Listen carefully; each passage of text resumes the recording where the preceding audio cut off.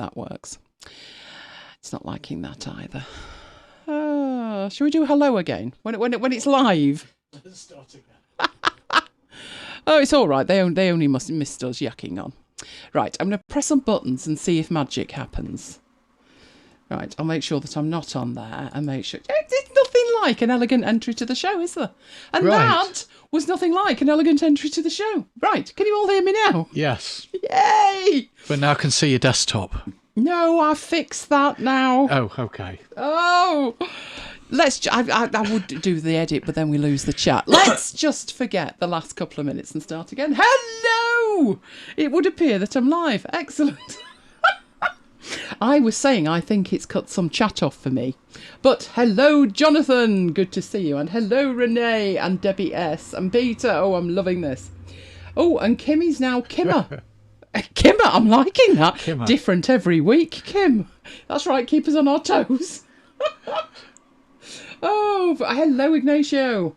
And who else have we got with us? Paul. Hello, Paul. And am I caught up? Oh, we do have birthdays, I know. So a happy birthday to one and all who have celebrated birthdays. Oh, see you, Deb. If I've missed anybody, tell me off. Hello, Carol. Hello, Marcus. How is it in Germany? The last we heard of Germany was everywhere being locked down. And I've got a friend who went to Berlin for a week last March. When I say last March, not this March, the one before. And he's still there, having a lovely time. Do you know that would never normally happen, would it? They'd be on about visas and things. Well, basically, she can't move. So do let us know. Right, I think I've got it. Oh, Patricia, hello. First time you've ever given a thumbs up before watching the video. Well, fingers crossed it's a good night then is all I can say. Hello, Carol. We have a full complement of Carols. I think I've got everybody, but if I haven't, then do shout at me. Hello, Graham.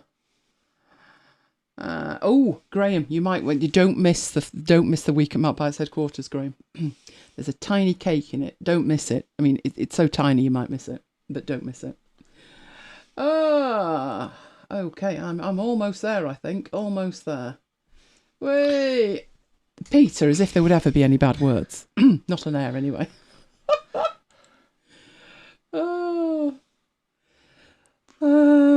Excellent. Right. Patricia says, birthday, 9th of September. Yes. Turning a decade I'm older. adding it to the list. I think you'll find it's just a decade wiser.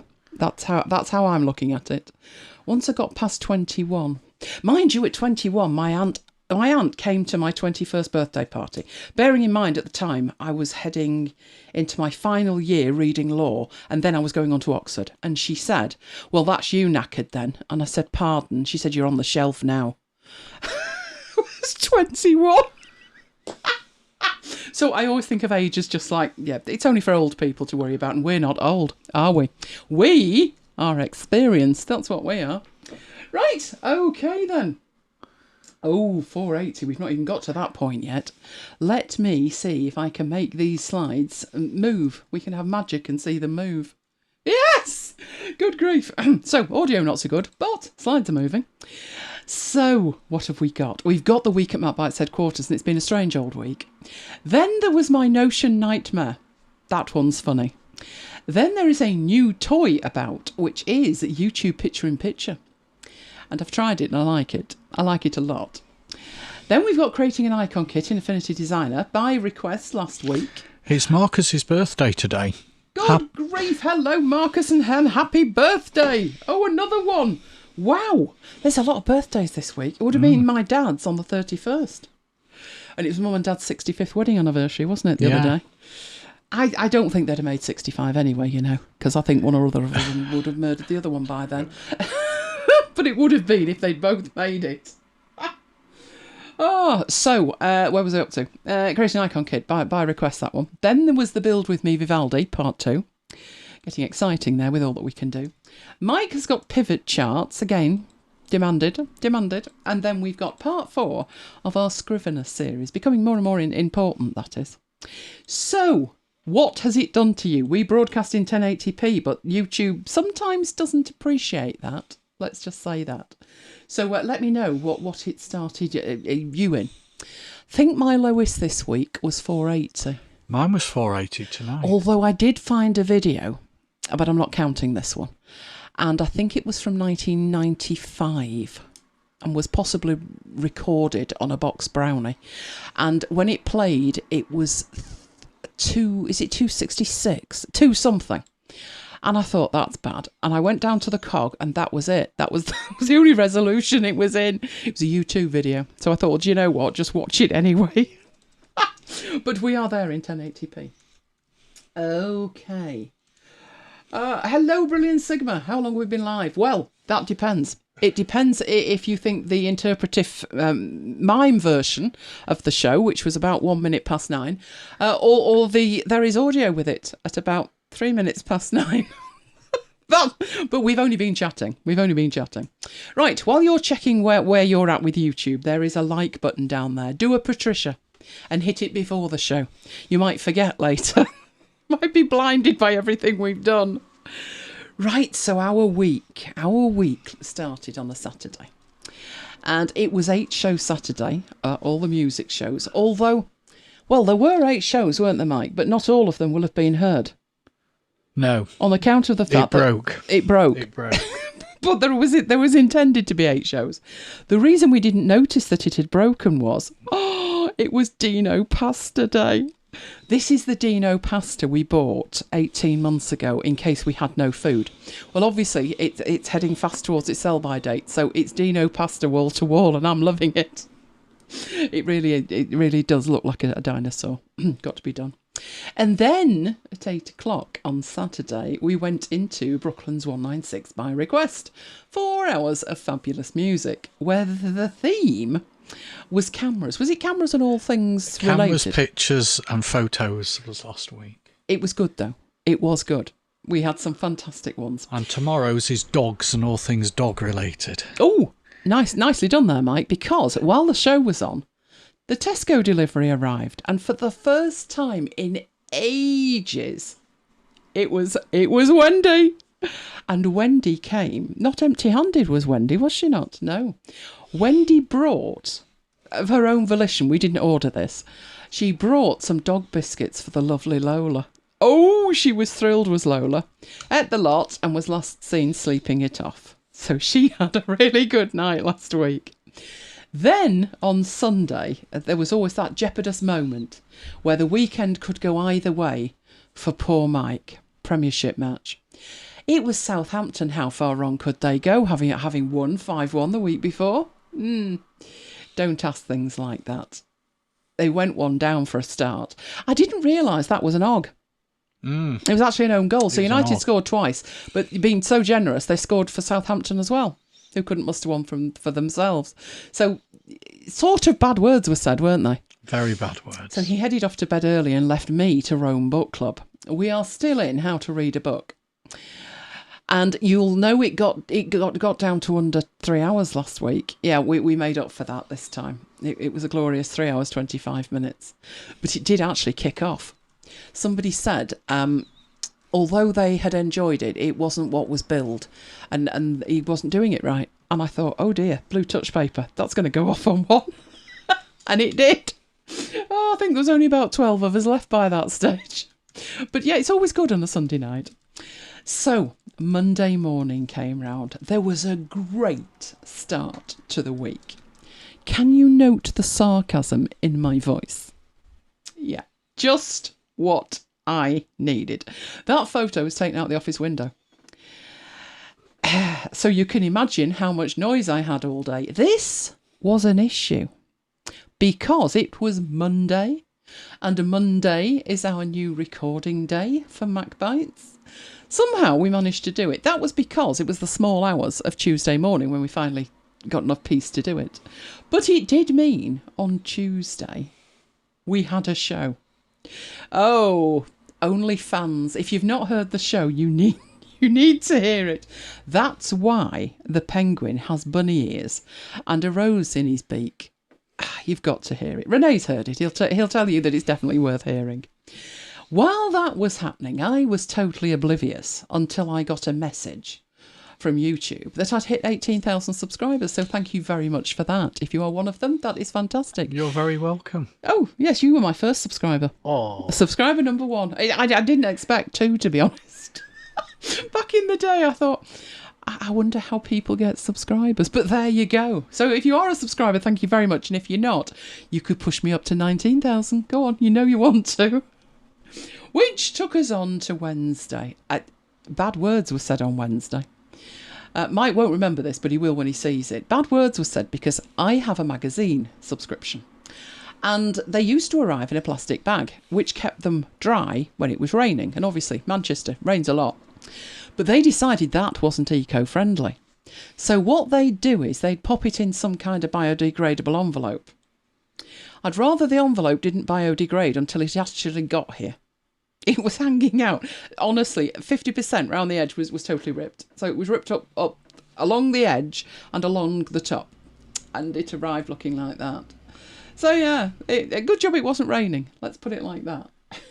Pete wants to know if you've done a series on Hindenburg. I definitely did a demo of Hindenburg. Maybe you could find it. I wouldn't say it was a series, but it was a demonstration. We published a show. There was one where we edited a show while we were at it. Michael, have a look. We did. We did, I remember that. Was it the last show? No. No, I did publish one, but I didn't do any editing that time. This one I'm remembering, I did some editing. Put it on the list as a request. Oh, hang on, Pete. I think there's 40% off Hindenburg at the moment. If not, I've got a voucher for it, so let me know. Once I'd got over that and got over my bad words, I did mention last week I had a plan for Mike's belated cake. So it's his belated inflated birthday cake. This was because we had a tiny Victoria sponge thing, and he's really missing the cakes from Bramley Farm. If you remember, the cakes from Bramley Farm were about 10 inches tall. So I gave him a list of ingredients that I wanted, adding to the shopping order. What for, said Mike. Leave it to me, I said. I've got a plan. My plan was his inflated birthday cake. If he wanted a 10-inch cake, I could do that. Oh, I did.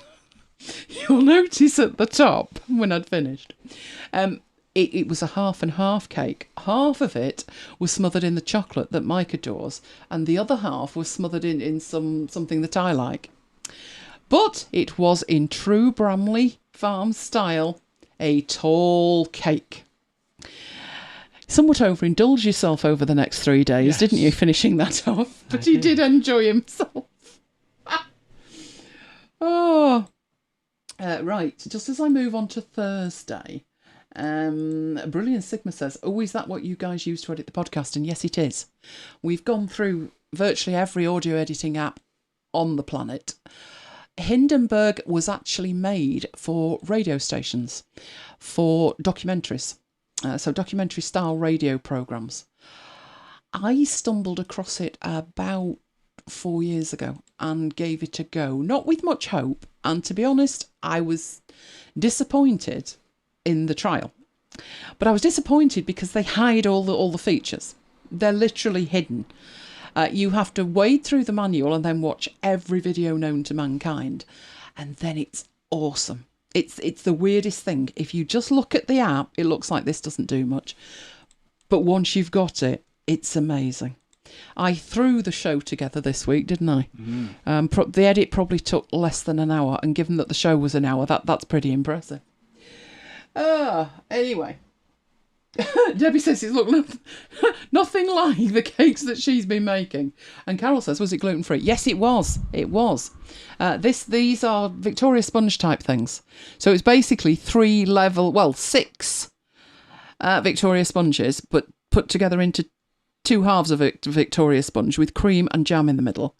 And then there was like fondant between each of those. So yes. It's hard to tack on a plate, really, isn't it? But he enjoyed it, and that's all that matters. So, Thursday. Well, the result of that delivery on Monday, you'll recall the delivery on Monday with the HiAb. The result of that delivery was revealed. An outside toilet. Or, an embryonic Doctor Who exhibition. Either way, while giving it a bit of a look over, we decided we had our own issues to deal with. Yes, that's our front door.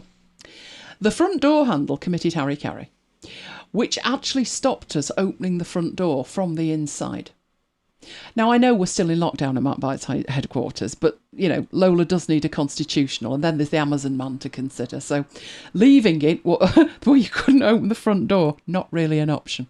You could actually open the front door if you had a spanner, but no, it's not wise to leave Mike like that. Anyway, luckily, I'm a techie enough chick to have 2 sets of new door handles fitted in 10 minutes, and all is well. I think they look nice and shiny. I must admit I was dubious, but then once I'd done it, I thought, yeah, they look much nicer than the other ones. So, with the door handles fixed, that meant Mike and Lola could head out for a walk.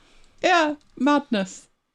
Didn't happen without incident. No, it was a police van flanked by 2 additional police cars, and before long, a traffic jam behind them all.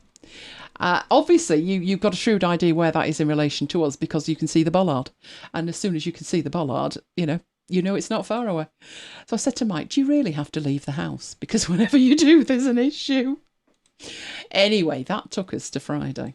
That's today.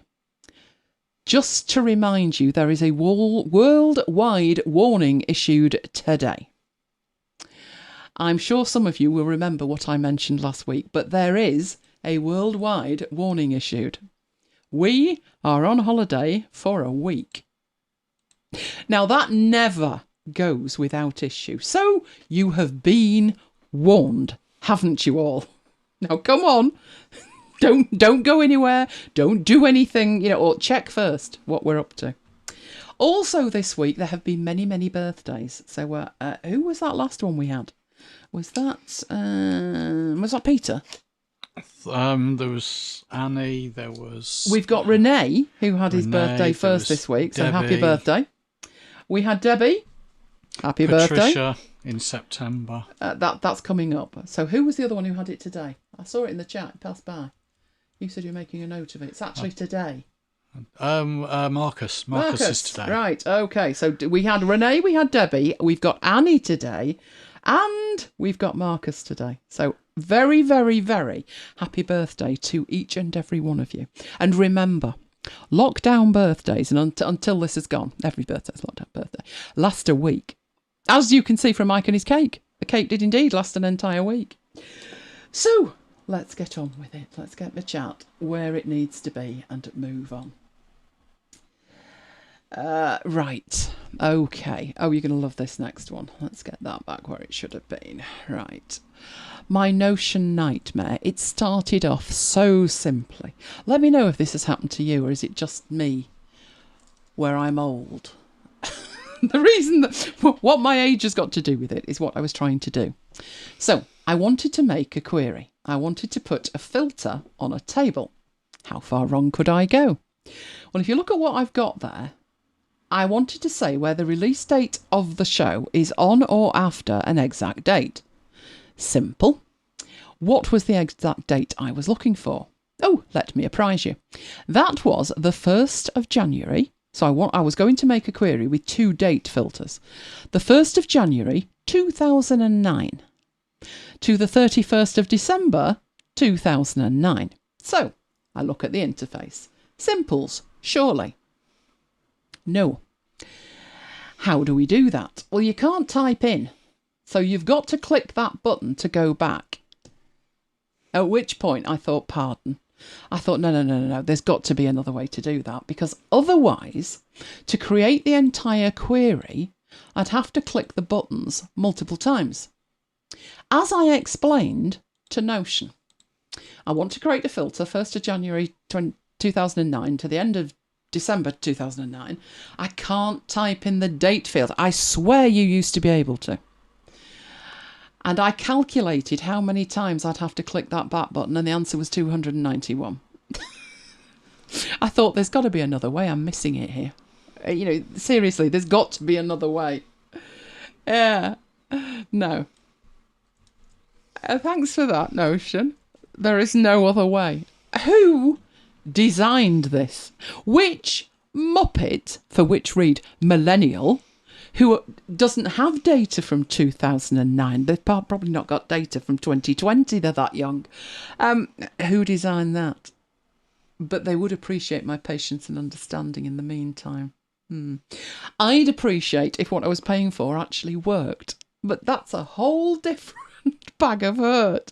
So if I want that data, I'm going to have to click those buttons 291 times. Are they buying me a new mouse when it wears out? The only other way to do it would be to do what, Mike? Or anybody else in the chat? There is another option. Make it a text field. No, that wouldn't help. Oh, come on, spreadsheet boy. Export it, do in a spreadsheet. And re-import it, be quicker. Which is shocking. That is shocking. I haven't replied yet, but I don't, you know what gets me even worse? I mean, they've apologised, so fair enough. We appreciate your patience. What patience? What makes them think I've got any patience? But I digress. The other thing this week is YouTube and its picture-in-picture on iOS. Who uses YouTube and wants it picture-in-picture? I'm sure it did this on iPad, and then I think it vanished, and it's come back. So, what you need to know is how you can enable it. This is actually pervasive. It's more than picture-in-picture on iOS. There is an entire site dedicated to new features in YouTube, and it's youtube.com/new. And as you can see, it says try experimental features, and picture-in-picture is currently experimental. And there's two options in there that you can try out. The first one is to translate comments. So if people have left comments in a different language, you can push a button and automatically they will be translated into your local language. I haven't tried that out yet. But the other one that I was interested in was picture-in-picture on iOS. So you'll notice from the first one, the try it out is a blue button with black text. When you've enabled it, you get the turn off option instead of that.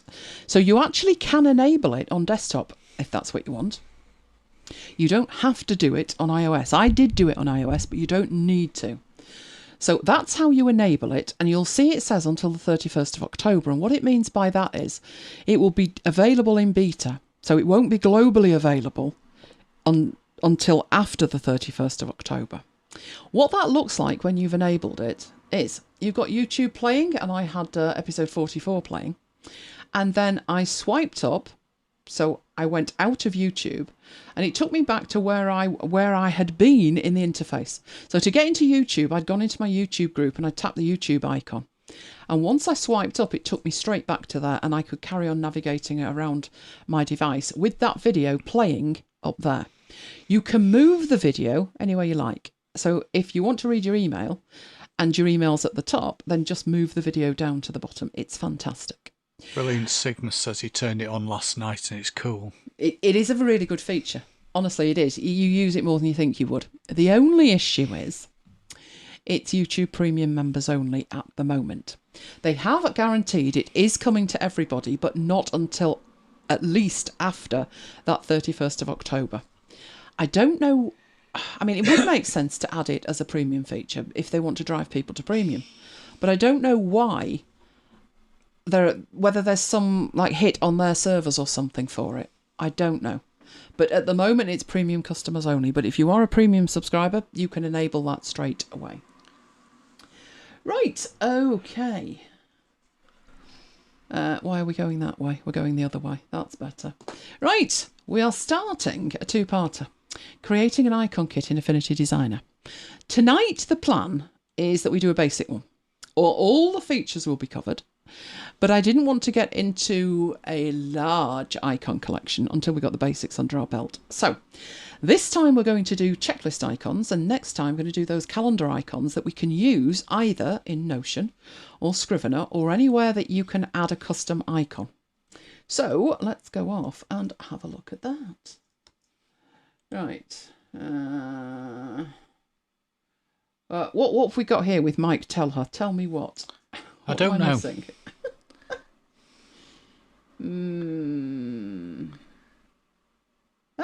I see what you're saying. Brilliant Sigma's saying, when YouTube Premium's not activated, I use an RSS feed reader, Reader 5, to get my subscriptions in a feed and picture-in-picture with no ads.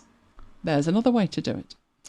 Right, okay, so our icons. I did a very rough version of the icon that we're going to make, which is that. But before we go any further with that, you need to think about what it is you're actually creating here, because I don't know about you, it's really easy to dive in and make an icon. There you go, there's an icon. Not that simple then to configure that, to work backwards and make an icon kit from it. So I will show you the right way, but that was just a rough thing. Right, we'll start from scratch. So it doesn't matter what size I choose here, or I could even make it custom. But first thing to think about in here is, what size do you want the icon? Now, I can tell you for Notion likes the icons to be 280 pixels square. But if you want that somewhere else, if you're using that in maybe a feed, so the MacBites icon used to be, I think it was 144 pixels square. And then they said they wanted it 300, so I made another one. Then they said they wanted it 600, and I thought I'd better make this a vector because they kept changing their mind. The minimum Apple will take for a podcast is 1,444. So a nice number is something that's big enough for you to be able to work with it. If you've got assets already that are a certain size, then it would be a good idea to stick with that. If you've not, then it is completely up to you. So a size that you're happy working with, I would say. What I decided to do was 2000 by 2000, which is just a little bit bigger than Apple want at the moment. And I can make an artboard from there, or I can put one in later. Now, by default, it doesn't make an artboard. If you need to make an artboard later, you click the artboard tool. You can choose either a size for the artboard, or the top two options are the current size of the document, which is 2000 pixels square, or the selection. 9 times out of 10, because it's the default, people go for the document. But on occasion, if I've got content on there and I want to match the size of the artboard to the content, then I will choose selection. But for the moment, I've got nothing to select. So I'm just going to insert an artboard that is the size of the document. That changes the background colour. So that's how you know whether you've got an artboard or not. It's an instant way of knowing. So there is my first artboard. Patricia says, is 72 dpi, is that enough? Well, as I'm going to export this, it probably would be. You might want to double it, but given that I'm using it as just a tiny icon, no, that's always proved to be just about right. But if you were uncertain, then double it, and that gives you 144, which is Retina. But you can also change all of that at the point of export with the export persona. So in essence, you're starting here, and I would suggest you start as right as you possibly can. But for instance, why am I making something 2000 pixels square that's going to be exported at 280? I'm going to leave the export persona to handle all of that. So you can make great changes at that point. Right, so there's our artboard. First thing to do with the artboard, name it. Don't make the mistake of I'll name it later. So this one's going to be checklist. But which checklist? So I'm going to say a black checklist. So the one that we've seen here, like that, but a negative. Okay. Right, so at this point, first thing to do, you've got a couple of options. You could change the background colour of the artboard by going up there and making it black. There's nothing in here that you can grab and change it. It's literally the background colour. But I don't do that because it potentially causes a problem down the line. So if I want it to be a black background, I will actually put a shape on it that is the right size, and I'll make it black. That gives me a little bit more flexibility. Because it's the background, I would call it the background. And I would lock it, because the last thing I want is to be trying to move things in here and draw and that be constantly moving. So I would put the lock on that. Then I can click and drag and that doesn't move at all. Right, next thing, I need some shapes. And what I did in here was, and you can design this however you want, but I just did this with 2 basic shapes.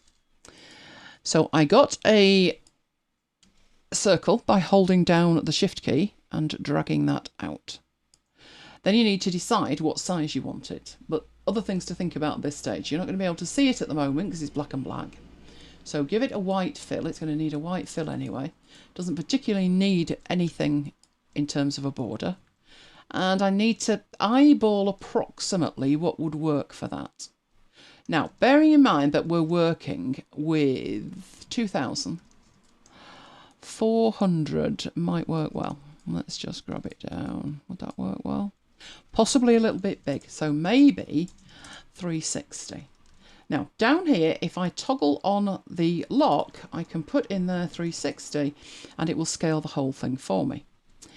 That one looks a bit better. So height of that is 360. Next thing I'm going to do is get the other bit of this and draw that in. Now with this, I want it to be the same height. And you can either type that in or do what I'm doing, which is scaling it and using the red lines to indicate that it's lined up, it's in the right place. Width-wise on that, you can see it's 1085. So if I make that 1100, not bad. I've then got the red dot to change the corner rounding. So how round do you want the corner? You can take it straight out to square, or you can soften it a bit, or you can soften it quite a lot. Somewhere in the middle is probably about right.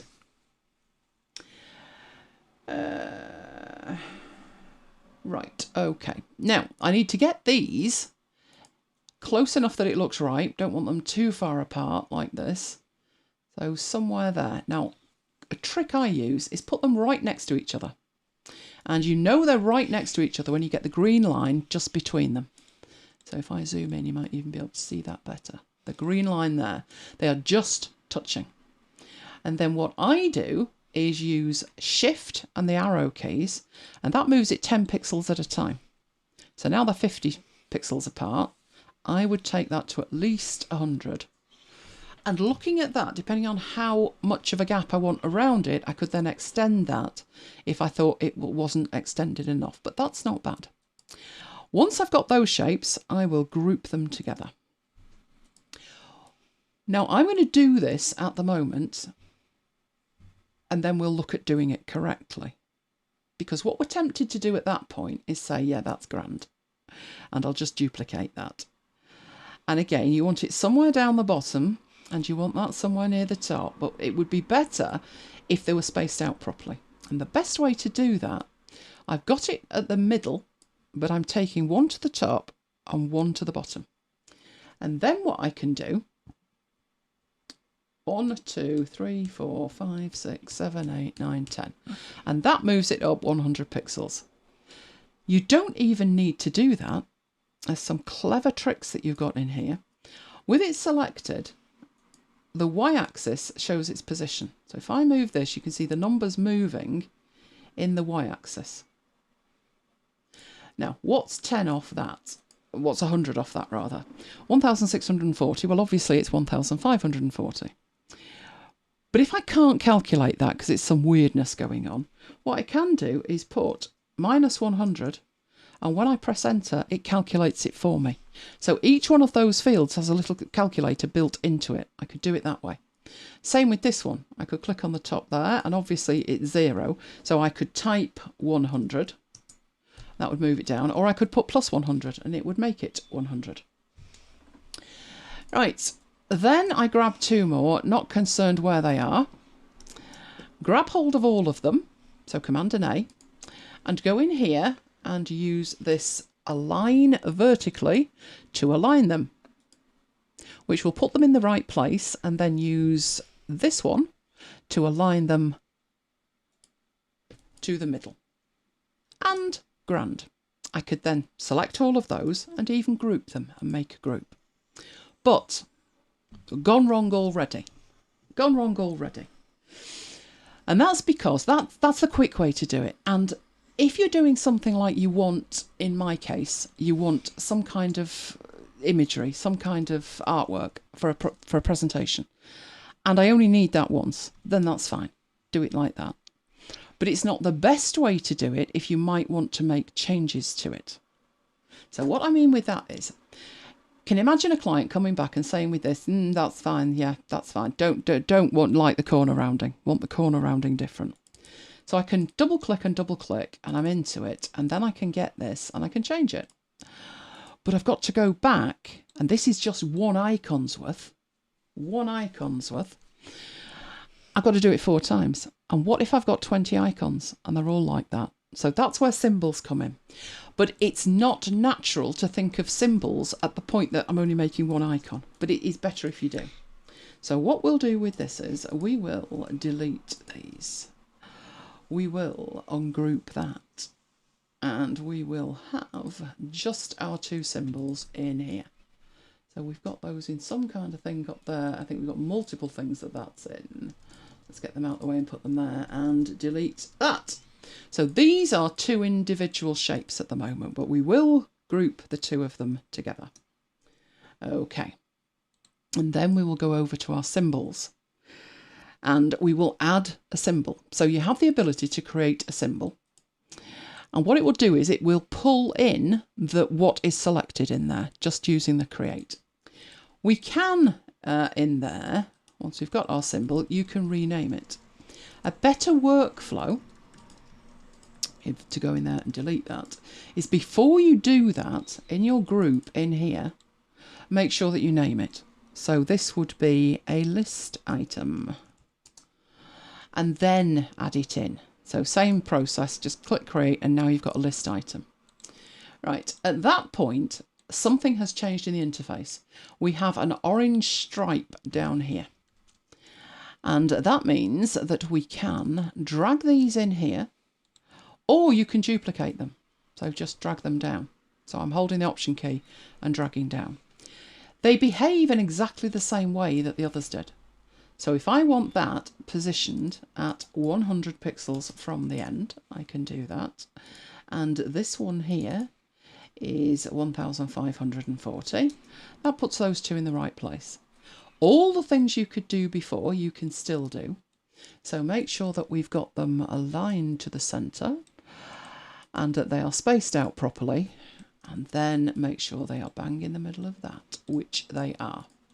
The benefit of that is each one of these list items has the orange strip on it, which means when we go into it and we make a change, it changes all of them.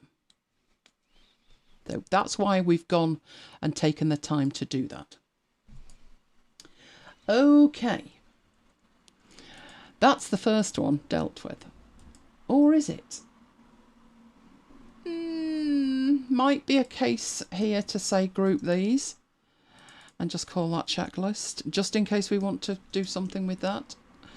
Right, beauty of it now is we've got this first artboard, which is that there. That is everything on that artboard. I know it with it being an icon, it's a bit odd that you think they look so similar. But how I usually use artboards, if we do, there's the show art. My artboards here are all different sizes for different purposes. So the top one is the standard 16:9 one. This is the cover that we use for the recording notes. This is the blurred one. This is the one for the blog, and this is the one for Instagram.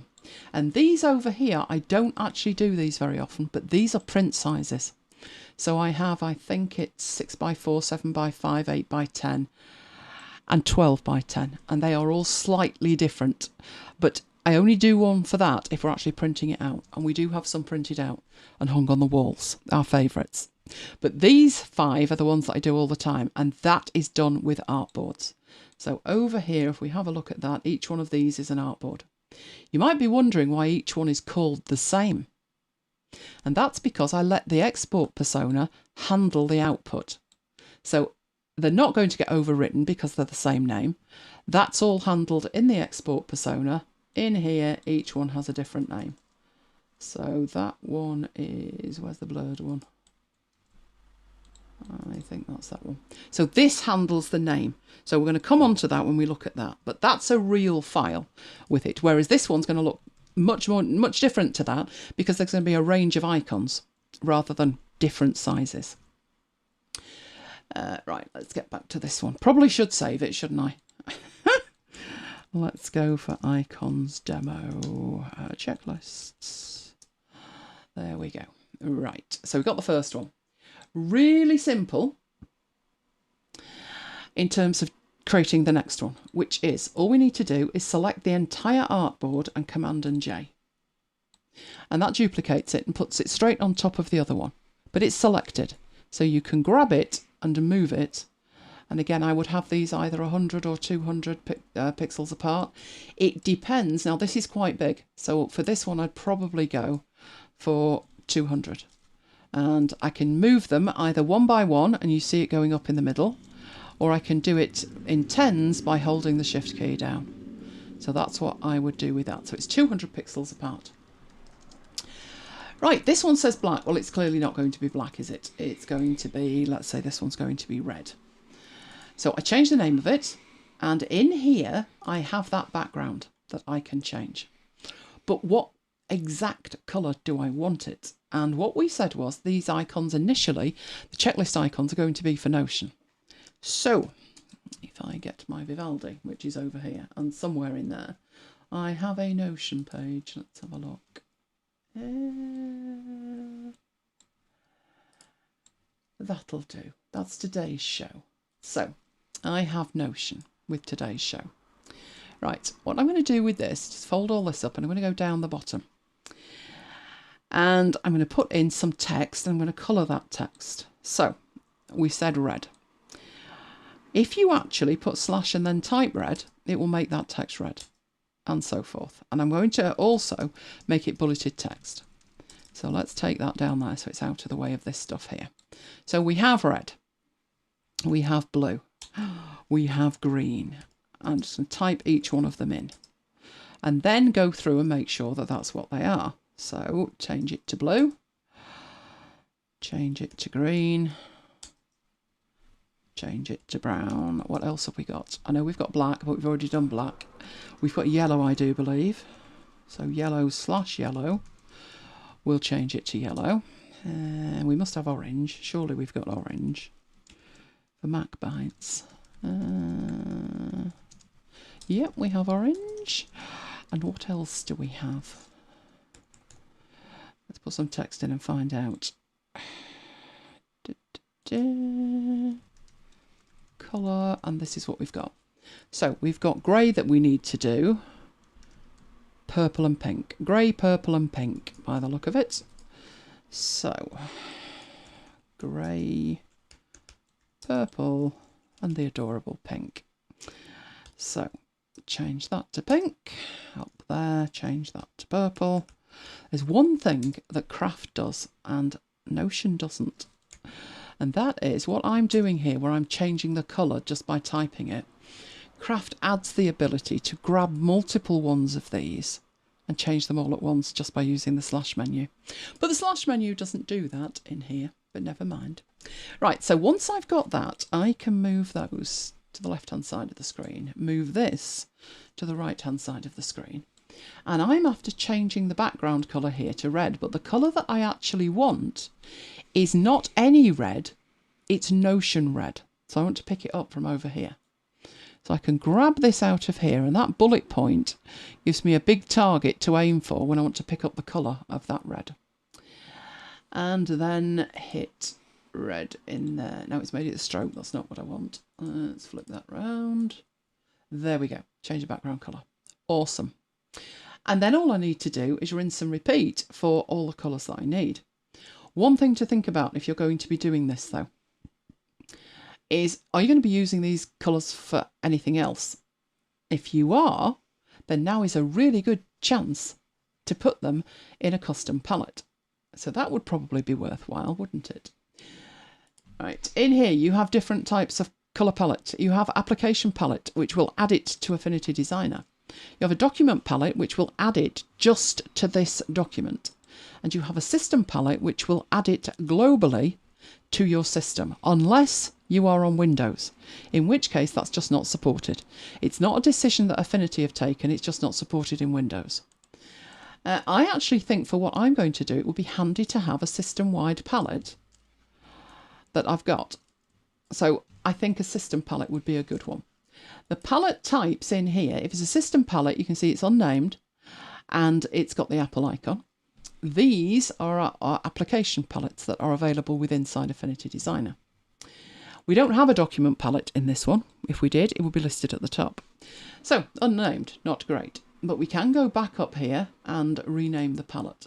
So this one would be Notion Colours, if I could spell it. There we go. And OK. So I have an empty palette at the moment. But I also have a colour that I've got up here, and I can add that by clicking the plus button, which adds it down here. I can even in there edit the fill if it's not quite right, and I can rename the fill. So this one would make sense if it was called Notion Red, because it's not the bright in your face red that you might need. And then rinse and repeat for all of the others. So we can go over there and grab the blue. That's got the blue, and then I just need to duplicate that, Command and J. Pete wants to know when you'd use the system palette versus the application palette. The application palette will mean that these colours are only available inside Affinity Designer. A system palette means it's available globally. So if I wanted to colour some text in PowerPoint in that particular red, it would be available to me. So we can probably see that already. Let's just get a couple more colours in before we do. So let's put the blue in. And then duplicate that and put, let's put yellow. Right. Now, it doesn't look like we've done anything at the moment, but that's because in here they're all sat on top of one another. So we want that to be 200 pixels from there. 5, 6, 7. And we'll move this one up here. What are you doing? We do not want that tool. We want to be able to move the whole thing. There we go. And where are we at there? How far away are you? 200. Right, so I need the blue. So this one is the blue one. And I have inside there the background. And I want that to be blue. And this one here, I'm going to need to pick up the yellow. So I need to move this so I can actually see the yellow. And I'm picking that up from the bullet points behind. Right. So let's take that up. Now we've got 4 colours. So let's add that to the yellow one. Pete says, why wouldn't you make them all system? Because you don't want to overwhelm the system. It could be something that's literally just within one document that you want. I'll show you why, because your system palettes will then go crazy and they'll be available in all the apps. So you definitely might not want it in some apps. Okay, so we need to add the yellow. We need to add the blue. We could add a black if we need to, but we've got 3 in there right now. So what I mean by this is, let's go into Keynote. On account of the fact I'm actually using PowerPoint. And does it really? Yeah, just work. How about that for a concept? Right. So nothing whatsoever to do with Affinity. But in here, I add a shape. And I add a few shapes. And I want them to be coloured. I'm representing something in Notion.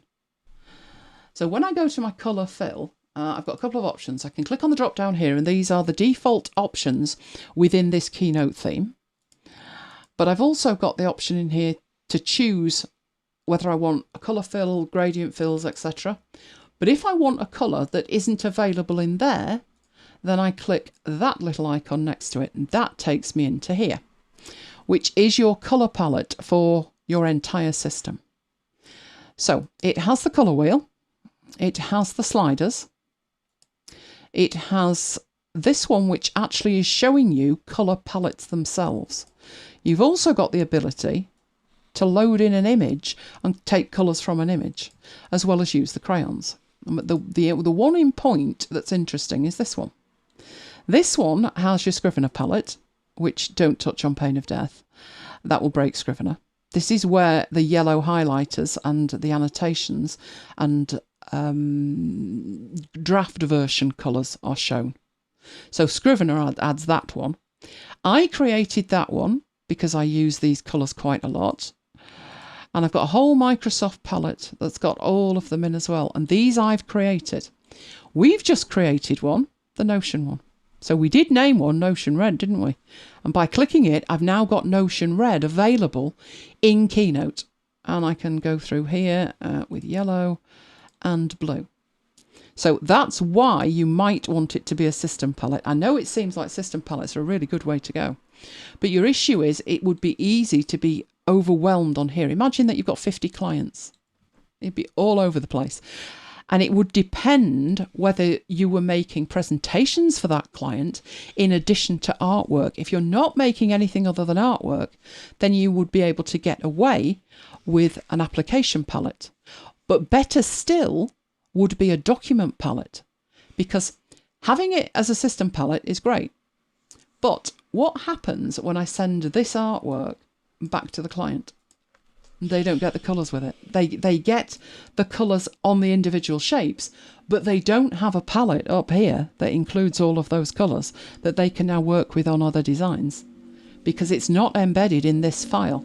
So there are 3 distinct colour palette types for a reason. And they're very nuanced because obviously they're doing the same job. They're giving you access to colours. But which one you would use really does depend on the type of job you've got. Not uncommon to have one that's a system palette like I've just done, and then at the point that you've finished, copy the whole lot into a document palette and send it with the document. Just depends. Just depends. Right, very simple to do the rest, isn't it? Shall we take the time and do the rest?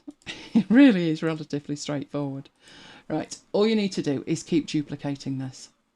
So Command and J, that will give you the next one. So I'm trying to work out how many we've got here. Command and J again. We've definitely got green and pink and purple and grey, haven't we? And orange. So I think we need one more. Right, and if I was taking the time, I'd line all of these up. Right, yellow, yes. That one I would rename, so I think we need a green, do we? We got a green? Do we need a green? We do, so we got a green. And then we've got an orange. So a lot of this, I guarantee you'll be tempted not to do it. You'll think to yourself, I can see what they are, it doesn't matter. Future you will be so annoyed with past you if you do that. Take the time and name everything. It really does make sense later. There's actually a new feature this week that's come in with Google Sheets, and it's an automated, you know, am I like you? If I see the word automated, I'm like, no, turn it off. Whatever you're thinking of doing, leave it alone. But this one was an AI suggestions to improve your spreadsheets. I thought, go on, let's have a laugh. Let's do it. And it came back and said, perfectly designed, nothing to suggest. I thought, I'm liking this feature. But basically, it's the kind of thing that I'm doing now. It's the grunt work of making sure that these are organised. Why am I bothering? Well, when we come to design other icons, you've got this kit to work with and everything's already laid out. So we can make a template of this when we've finished, and you'll never, ever have to do this again. And then future you will love past you. But at the moment, we're not at that point. At the moment, we need to pick up some colours from in here. So what did we need? Let's put it side by side again. It's easier. If you're wondering how I'm getting these apps side by side, it's an application called Moom. Right, so we have the green one here, and in there we have the background. Again, do the same thing. Go pick up the green. There's the green. Add the green. Brown. Brown's not very inspiring, is it? I'm not even sure I made a brown one. Let's grab the orange one. Same process. Where's the orange gone? There it is. And add that. And then the last one I'm going to need is the brown, isn't it? But at the moment, I am going for pink. least it's a more bearable pink than usual. That's more purpley to me, but it says it's pink. There's the pink one and there's the purple one, and then the last thing I'm going to need is to duplicate it and get the brown one. Did it do grey? Let's have a look. Right, where are we at? And Command and 0 to see everything. So no, I need 2 more. I need there brown and grey. So move that in. 1, 2, 3, 4, 5, 6, 7, 8, 9, 10. 1, 2, 3, 4, 5, 6, 7, 8, 9, 10. It should snap, but it's got a mind of its own. Trust me on that. Right, and this one we will have as brown. And that one we will have as grey. Right, just need to go and find the grey and find the brown. So open them up. That one's going to be grey. Somewhere in here we have the grey. Now, instead of doing it individually, like I'm doing, what you could do is add that colour into the palette down here. But just so you know where it's going, I've got it selected and I've clicked up there, which has made it that one, get that one, and choose the background and back. And we got the last one. At this stage, they're not actually all in the palette, but we will sort that out right now. So there's the brown in the colour well, and click to apply it. And we've got our icons. You might also be wondering why I've gone from left to right. And I've gone from left to right because if I want other icons in that particular colour, I'm going to put them underneath these. Whereas if I had these in a square, then I'd have another lot in a square and the colours would be all over the place. Patricia's asked a question. Okay, I can't see the questions at all at the moment. I see the artboard is infinite. Can you save these individual icons into the assets? Oh, what do you mean by into the... Do you mean in here? In the assets panel? So if I said icons and I added them in there? Yes, you could. You could if you wanted to, yes. With the palette file, she says. With the palette file. Are we meaning the colour file or are we meaning Affinity Designer assets? You can be a little bit more precise in where you're thinking of saving them. As Affinity Designer assets or within the colour palette here. And she thinks that you could sell the templates to get people started.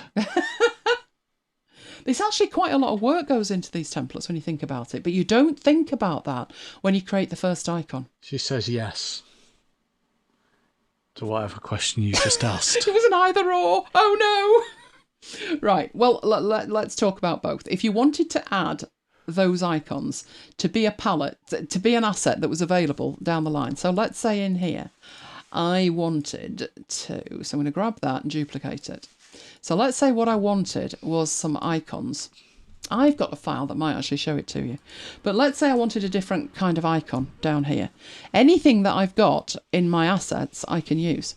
So if I wanted one that said MacBites, I can. Obviously it's tiny because this is huge. This is 2000 pixels square. But I can drag any asset into here and actually use it. So that could be one thing that you meant. So anything like that. So if you wanted to create something and you wanted these as part of it, you could certainly do that. If it's the colours, then the colours would be available in other artworks depending on if they are, if you remember you've got 3. There is a show that I did on this, isn't there? Can you get the link for it? There's 3 shows. They're on YouTube. They're working with colour. And there's 3 shows. One for Affinity Designer, one for Photo, and one for Publisher. They are virtually identical. The only reason I did it 3 times was the interface was slightly different. But you have 3 distinct palette types. If you want these colours available for all your future designs in Affinity Designer, you've got 2 options. Either a system palette or an application palette. Either of those will give you those colours in this application. If you want to hand this document off to somebody and make sure that they're using the right colours, then you've got one option, which is embed the colour palette into the file and then they can use it. So it depends exactly what you're trying to achieve. In terms of, this is a very simple icon, But in terms of something that's less simple, where would I put that? Okay, it'd be in Dropbox, wouldn't it? So let's go into Dropbox, the MacBites folder.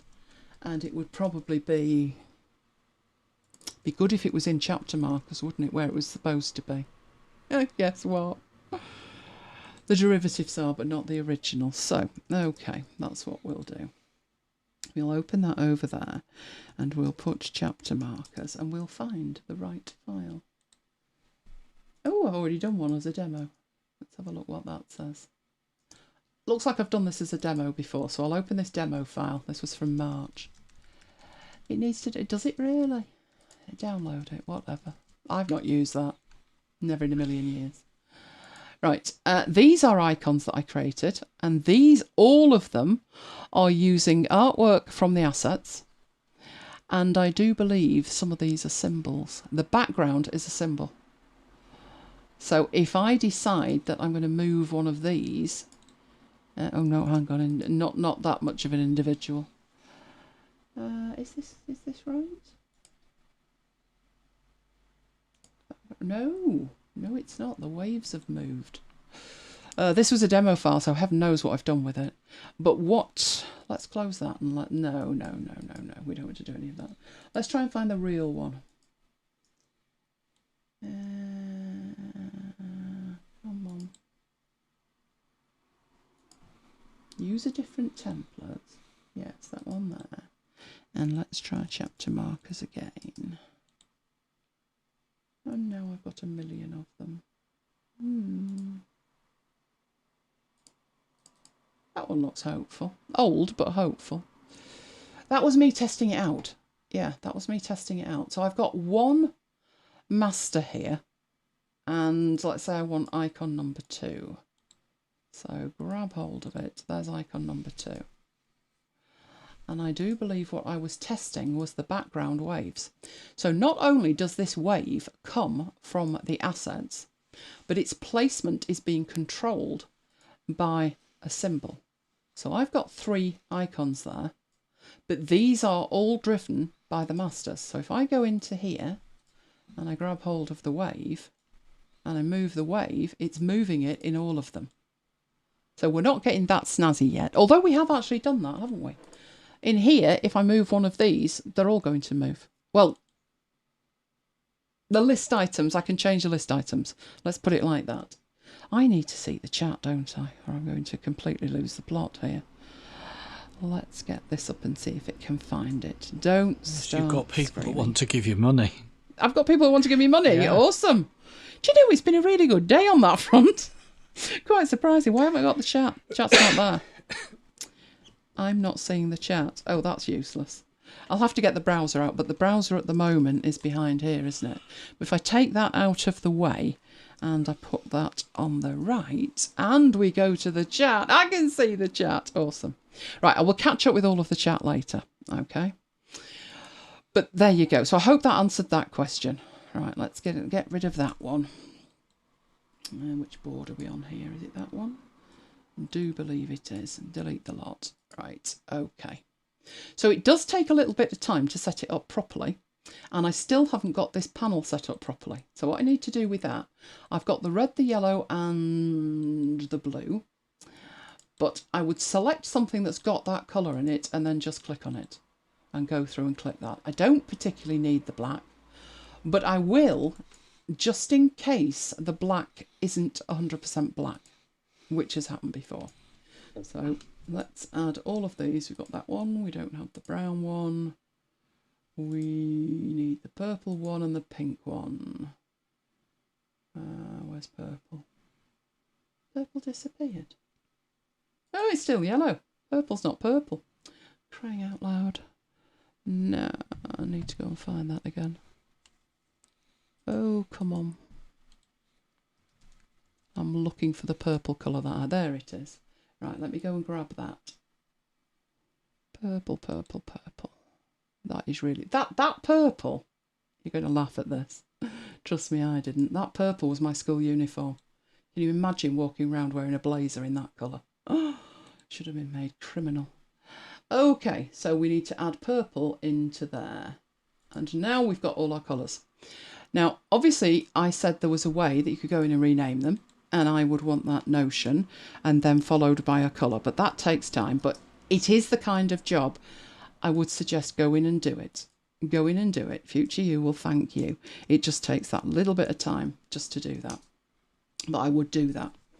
And that palette is then available everywhere else. So if we go back into Keynote over here, even though we've not restarted Keynote or done anything like that, if we go in here, oh, it's not actually liking that. Hang on, make sure that's saved. And then back into Keynote. I do believe from memory that I have said before, you actually do need to, it's strange because with Affinity you don't, but with Keynote I think you need to restart it. It only reads the colours in once at the beginning. So I'm just making a blank file and getting a shape. So let's get a shape and clicking on this, which brings up our options in here. And you can see the names that I've specified have come through and all of the colours are available. And you can quite easily use them anywhere. But that's why it's important to actually name the colours, because while it's obvious in here that this is the Notion palette, if you look at something that's got a whole lot more, some of them are named. I think I named as many as I could. But then Microsoft used Pantone colours. There was no point naming those, but we did have like Cool Grey 3, 7 and 11, and that's what they were actually called. Some of them I had no idea. It's in Microsoft's palette, but I don't know where they're used, so I've had to leave them like that. Carol and Peter say they had a pair of purple flared corduroy jeans, exactly that colour. That would have gone really well with my school blazer then, wouldn't it? I, however, had a pair of skin-tight corduroy trousers that colour. Oh, Mike. It must have been a thing in the 80s. I thought I was the bee's knees. Good job there's no photographs like now, isn't it? Can you imagine the poor kids these days when they see pictures of themselves 20 years from now? Oh, they'll suffer, they will. Right, so we've got the palette. Needs wrapping up in terms of renaming, but apart from that, and we've got all of these over here. Right, again, decision-wise, what I did, I made a list item. And the list item enabled us to change the rounding. It also meant that if we actually wanted this to be a square instead of a circle, we could do that as well. What doesn't it allow us to do? There's a question for you. What doesn't it allow you to do? You'd have to do something fractionally different to achieve what I'm thinking of achieving next, which would be, what if you wanted 5 lines here instead of 4? Oh, Patricia, I'm imagining the orange corduroy pants. I only ever had one pair of cords and they were black. You see, I like everything that's black. It's got to be black to me. That way you're not going to laugh at yourself in the future. I've been told by Alex, TMI. I think that was probably the skin tight partner. I think so. Yeah, that did that. Yeah, the one thing to think about here is if you want to change the entire thing that is on here, then that too would need to be a symbol. So what I mean by that is, let's grab the whole thing, and that we've called a checklist. So if we add that as a symbol, we've now in effect nested them. But what we've got on here, let's grab this on and make sure it's actually the symbol one. Right, if we go into here and we make a change there, it's going to happen to them all, irrespective, because you're changing the list item. You've drilled down and you're changing the list item. Right, what I'm going to do here is just these first 3, I'll make sure they're actually the symbol. So I'm dragging them on and putting them in the middle, but they are actually the symbol. How we know the difference is in the list that we've got. Are you going to snap to the middle or not? You're just going to annoy me. There we go. If it's a symbol, it's got the orange stripe. If it isn't, it's not a symbol. But in here, if we go in this time, and I'm not actually going to make changes to the actual list item. I'm going to squeeze another one in. So I'm going to take it up and look what's happening. all of them, all three are updating, but the others didn't. Because the symbols that the other ones are using is the first symbol and not the grouped symbol. So make sure, even if you've got to nest your symbols, that you're using the right ones. So what I would do with this is delete them all and just add them on from over there, and that means that I can make changes in the future. I could make it 5 or 3 or whatever I wanted. You don't have to drag it on from there. You can copy and paste, and that will paste it in exactly the same place. Now, the reason that I mentioned this is, like I said to you at the beginning, you start making one and it's like, I've got one icon, it's awesome. Night, Pete. But you really do need to think it through to make it easier for your future self. So we have a bit of a kit there, a bit of a kit for that one. So all of them, you can now change anything in there and they will all update. So there they are. Obviously at that stage, we've still got to think about exporting it, and we've still got to think about a more advanced one, and we will look at that next week. So hopefully that got you so far along the line. What I would suggest this week is that you create some of your own, and then you'll be able to follow along with export next week. But there we go. There is our icon set. So far, so good with it. Right, no, I don't need to save that one, and we need to get back into there. Okay. Build with me, Vivaldi. Are you ready, Kim? I'm going to do some tweaking this week. Right, you know I love Vivaldi. I'm still in the midst of my 30 for 30, all about Vivaldi. Today was day 14, so it's the halfway mark is tomorrow. Last week, we looked at the supported platforms, the fact it's free. We went through the onboarding, which actually took quite a while. The onboarding does, because the onboarding takes you quite a way. We did some importing of data, but we did it during the onboarding. I did say you can do it later, so we'll have a look at that as well. We looked at the tab position only because that was part of the onboarding. So anything that was part of the onboarding, we have actually looked at.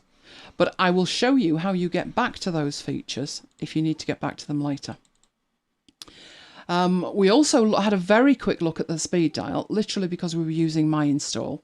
And I think I did show you tiling tabs, but I said more on that down the line. It's just too good, isn't it? It is. So that was what we did with part 1. Today we are heading into part 2. So let's get in there. Right, my Vivaldi here. I'm going to get myself a new window and bring that on. So I do have Vivaldi open. I'm monitoring the chat in it. But this is my Vivaldi at the moment. So first thing to look at once you've got inside it is the preferences. So Kim is ready. Right, you're ready to make notes, what you want to do. Okay, right. I'm going into the preferences for the first time because the thing that, what I intended to do was show you this, a clean install. And I would have loved to have done that. But when I got a clean install where I needed it to be, where it needs to be, not working well. So this is actually my install. So yours won't look like this to start with. So I'm starting in the preferences in themes. The default look is that. I know, it's blinding. I can't be doing with it at all. In fact, it's worse than that. It's red. The top up here on the default, you can see it's red here. Although I've picked it, it's not actually red at the moment. But trust me when I say it's red. I think that is partly a throwback to the fact that it evolved from Opera, which was red. But you have a full range in here. So you have a dark theme. You might wonder why I have made a change from that dark theme. It just wasn't dark enough for me. So that's the dark theme, but that's the one I use, which is fractionally darker. And instead of blue being the accent colour, so the plus here is blue, the underline is blue. If you click up here, the outline on there is blue. Mine is orange. So if I click up there with my theme, it's orange. So I called my theme Midnight Orange. So it's a dark theme and it's orange. But that's the default dark theme. There is a human interface which has orange as its accent colour. just checking in Question there. from Patricia. Yeah. Huge question, she says. Ooh, big question. When I accidentally close Vivaldi, I have to re-sign into every email and platform and website. How do I avoid losing my sign-in if the browser stops? That does not sound good. There is an option to be remembered. So I would suggest probably what's happened is you're not put the tick in the box to be remembered. It could also be flushing cookies when you close it. So I'll show you the cookie options as well. But no, that should not happen. That does not happen with mine, I can assure you. And Ignacio says, time permits, can you please show us again how to open 2 windows side by side? That's so cool, isn't it? I love that. Yes, I will. One thing that's very nuanced, if we look at this one, which is the human interface, and we look at that there, and that there, this is how nuanced you can be with Vivaldi. So that's got square corners on it. If we look at my theme, the edges are rounded, the corners are rounded. They even give you the option to round the corners. It's unbelievable. I love that. Right, the next one is I am never using. This is called Hot Pink. Never, ever happening. There is one called Subtle, which I don't find, it's just too bright for me. And you know me, I do have a light theme, but it's still too bright for me. There is one called Blueprint, which looks like IKEA, as far as I'm concerned. Oh, it's bad. Right, now what that one is doing, you see it's yellow at the top. Where did that come from? It's picked up what it considers to be the predominant colour of the site. If I show you what the live stream page looks like here, it's picked up the fact, the YouTube logo's red and the end stream button is red. Don't click the end stream button. So it's made the interface red. I can't live with this, but that is actually the default. There is one called Beach, which is like a greeny colour again with orange. Not much to see. There's Purple Rain, which is supposed to make it purple. The highlight's purple. Then there's this theme, which you might see. This one is a dark blue, but it's actually called Private. You get to define a theme in Vivaldi. It can look like anything you want. You can call it anything you want. And then within the preferences, you can say, if I open a private page, use that theme. So what that looks like, if I switch that back to my Midnight Orange, and I say File, New Private Window, it uses that blue theme. Or to be accurate, it uses the theme called Private. But that's not because the theme is called Private. It's configurable. Down here somewhere. It's in there somewhere. There we go. Select the theme to use for private windows, and it could be any of them. So if you don't want the private windows to look different, which I think is a good idea, you can use anything for the private windows. So those are the options that you've got by default, and the one that I've added. I hope this isn't a persistent cough, Mike. Right, but in your preferences, this is where you get to define what these actually look like. So you can add completely new themes. If you click that add button, it will take the one that you've got selected and make a copy of it. And you can then go in and change things. So if we look at this Midnight Orange one that I'm using, down here it's got colours, and it's got custom colours and custom image. And at the moment, what you're seeing in the background here is this custom colour that I've selected. I did tweak this only about 10 days ago. And the reason that I tweaked it was I couldn't tell which page was the active page. So what I mean by that is if I've got multiple pages in here, doesn't matter what pages they are, I need to see at a glance which one's the active page. In this case, it's that one there. So I had to change it because I had this sidebar the same colour as that, and then I couldn't tell which was the open tab, the active tab. But colour-wise in here, what you have, That's your background. But if you want to edit the theme, you need to hit the Edit Theme button. That opens up the option to create a name for your theme. So I would suggest if you're playing around with any of these, make a copy of them first. Just select the theme, hit add, and then you're editing a custom theme. You have 4 elements that you can change: the background, the foreground, the highlight, and the accent. So the highlight here is why mine is orange and not blue when I select things. So the plus button over there for a start, this plus button. And the address when I click in it. So the border of that is orange. That's this colour here. The background colour is the background that I've got in here. I have an accent colour which complements the background colour. And I have the corner rounding set to 6, which is why up there that is a nice subtle rounding on it. I know it is that subtle, but I'm sure I've mentioned before when I was using browsers like all the way back, Navigator, Chrome, particularly Chrome, Firefox, there just wasn't enough configuration, and Vivaldi is all about you having it your way, even if we're talking rounding the corners by 2 pixels, which is the attention to detail that I like. Not the Notion nightmare of can you just click that button 291 times, you're done. Not that. That's poor. This is perfect. So this option here, I haven't got it selected, accent colour from active page, that's where the bar at the top changes based on the page that you're on. And I don't want that. That doesn't suit me at all. And then I can have the ability to have transparent tabs or not. If I have transparent tabs, I can still see, if you look at what's happening up here, I can still see which one's the active tab, but I'd like my tabs to look slightly different, so I've got lines between them. That's just me. You can have it however you want. So there you go. Kim's liking the colour change for the active page. It will drive you insane if you can't tell. That was one thing that bugged me.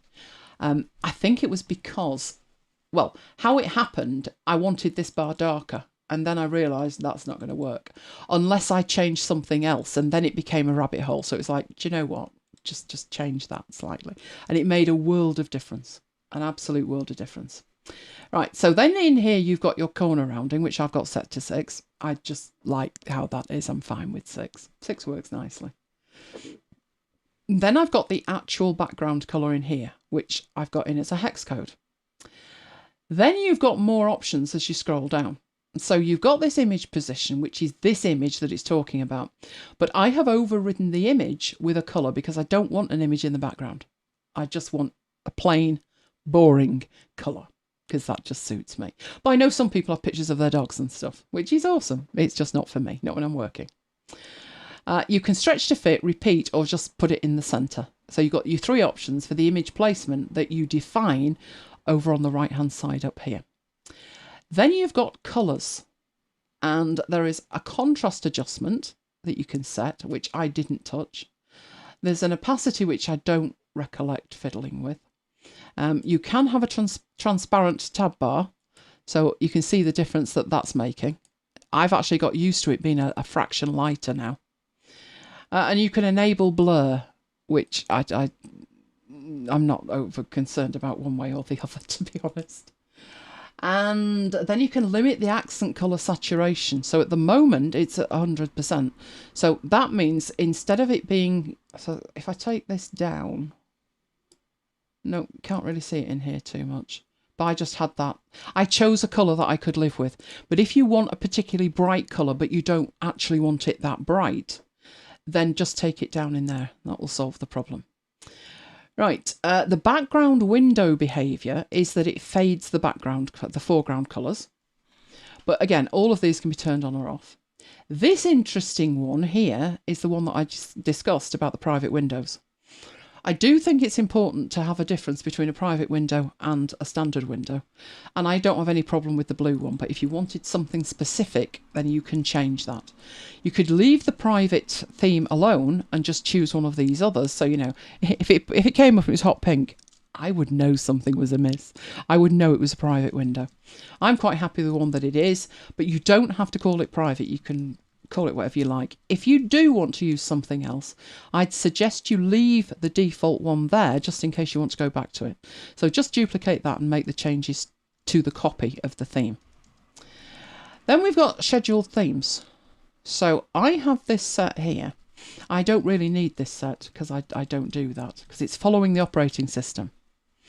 So if it's following the operating system, there is an option in the operating system to say, you know, as it gets dark, change my theme across the entire Mac to dark. And I don't have that set. So as far as I'm concerned, I could have it set to no schedule because it always looks the same. But in here, you have the ability to specify a light theme and a dark theme. And then when your operating system changes from light to dark, it will deploy the dark theme in here, and when it goes back to light, it will do that at the top. As I've said, I don't do that, so I have no need for that at all. But it gets even better than that. This is following your operating system. But if we come down to here, we can even say schedule the theme to change, and this one is independent of your operating system. You have across here, it says dark and then it says Vivaldi. So if I were to enable that, you can see it's at a point where it's using dark at the moment. And then during the day, it's going to use Vivaldi. So we're after 8 o'clock here. So if I change that to my preference, you can see it is actually changing. So if for whatever the reason, from stupid o'clock to 7:30, I wanted to use hot pink, I could do that as well. Oh, that's not good. And I can change then, you know, what do I want this to be? And let's say we want purple rain. You can do that. It's completely up to you. Can you see why I leave it alone? Yeah, just leave it alone. I want my midnight orange all the time. But that's just me. So I don't need to schedule that. I just have no schedule. But it's just giving you that degree of control, and you can even add different schedules to it, and you can change this. So at the moment that's 7:30, but these you can drag whenever you like. So when I wake up, probably about 12 o'clock in the afternoon, you know, you can completely change that. It just depends what time you want it. There you go. Right, let's get that back to schedule, and then there's the last one, which is just too cool. Oh, it really is too cool. Right, if you have Philips Hue light bulbs, you're wondering where I'm going with this, aren't you? If you have Philips Hue light bulbs, which we do, and you have a Philips Hue bridge, which you need to use the light bulbs, you can enable the light bulbs from here. As it says, Philips Hue theme integration. Right, to do that, you'd have to enable it. And then you would have to find the bridge. Now, the bridge that we use for our light bulbs is an A-Lady. And I don't know if it's going to find it. So I could say find bridge. Leave it blank to auto-discover. But what will happen with this, if you do have this Philips Hue bridge, is it will find it. And depending on the site that you visit, so let's say you visit a site, you visit the Manchester United site. What's the predominant colour going to be? Red. It will change your light bulbs to match the theme that you're visiting. Oh, can you imagine your neighbours thinking you're sending distress signals? Oh, he's a. I nearly said it then, but you remember the one we were talking about, like the OnlyFans thing? Oh, I see he's visiting there again. Your neighbours will love it. But seriously, that's what it does. It can link in with your bulbs. The idea is, you know, if you're going somewhere and it's like all mood lighting, your actual lighting physically in the room you're in will change. Oh, talk about attention to detail. This is the level of detail that I like. So it's a fantastic thing. I wrote about this in 3030 this week.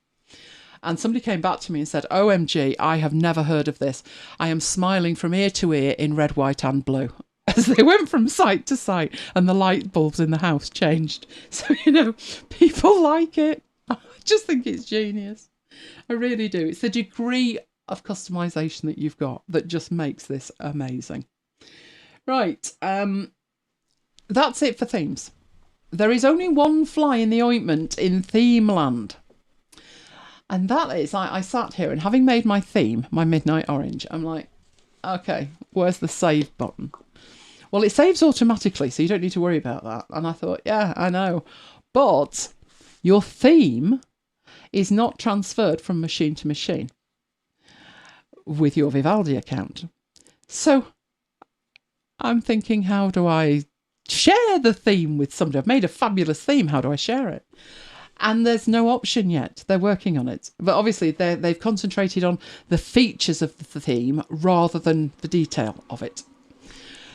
So, yeah, what I decided to do with it was I went into the edit theme and I got that taller than that, like this. And I took screenshots.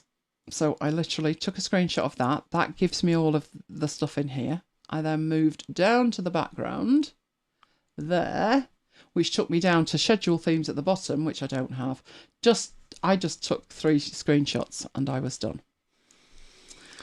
Kimmy says, so if you're working on your computer on a distant location, you can change your bulbs remotely. Yep.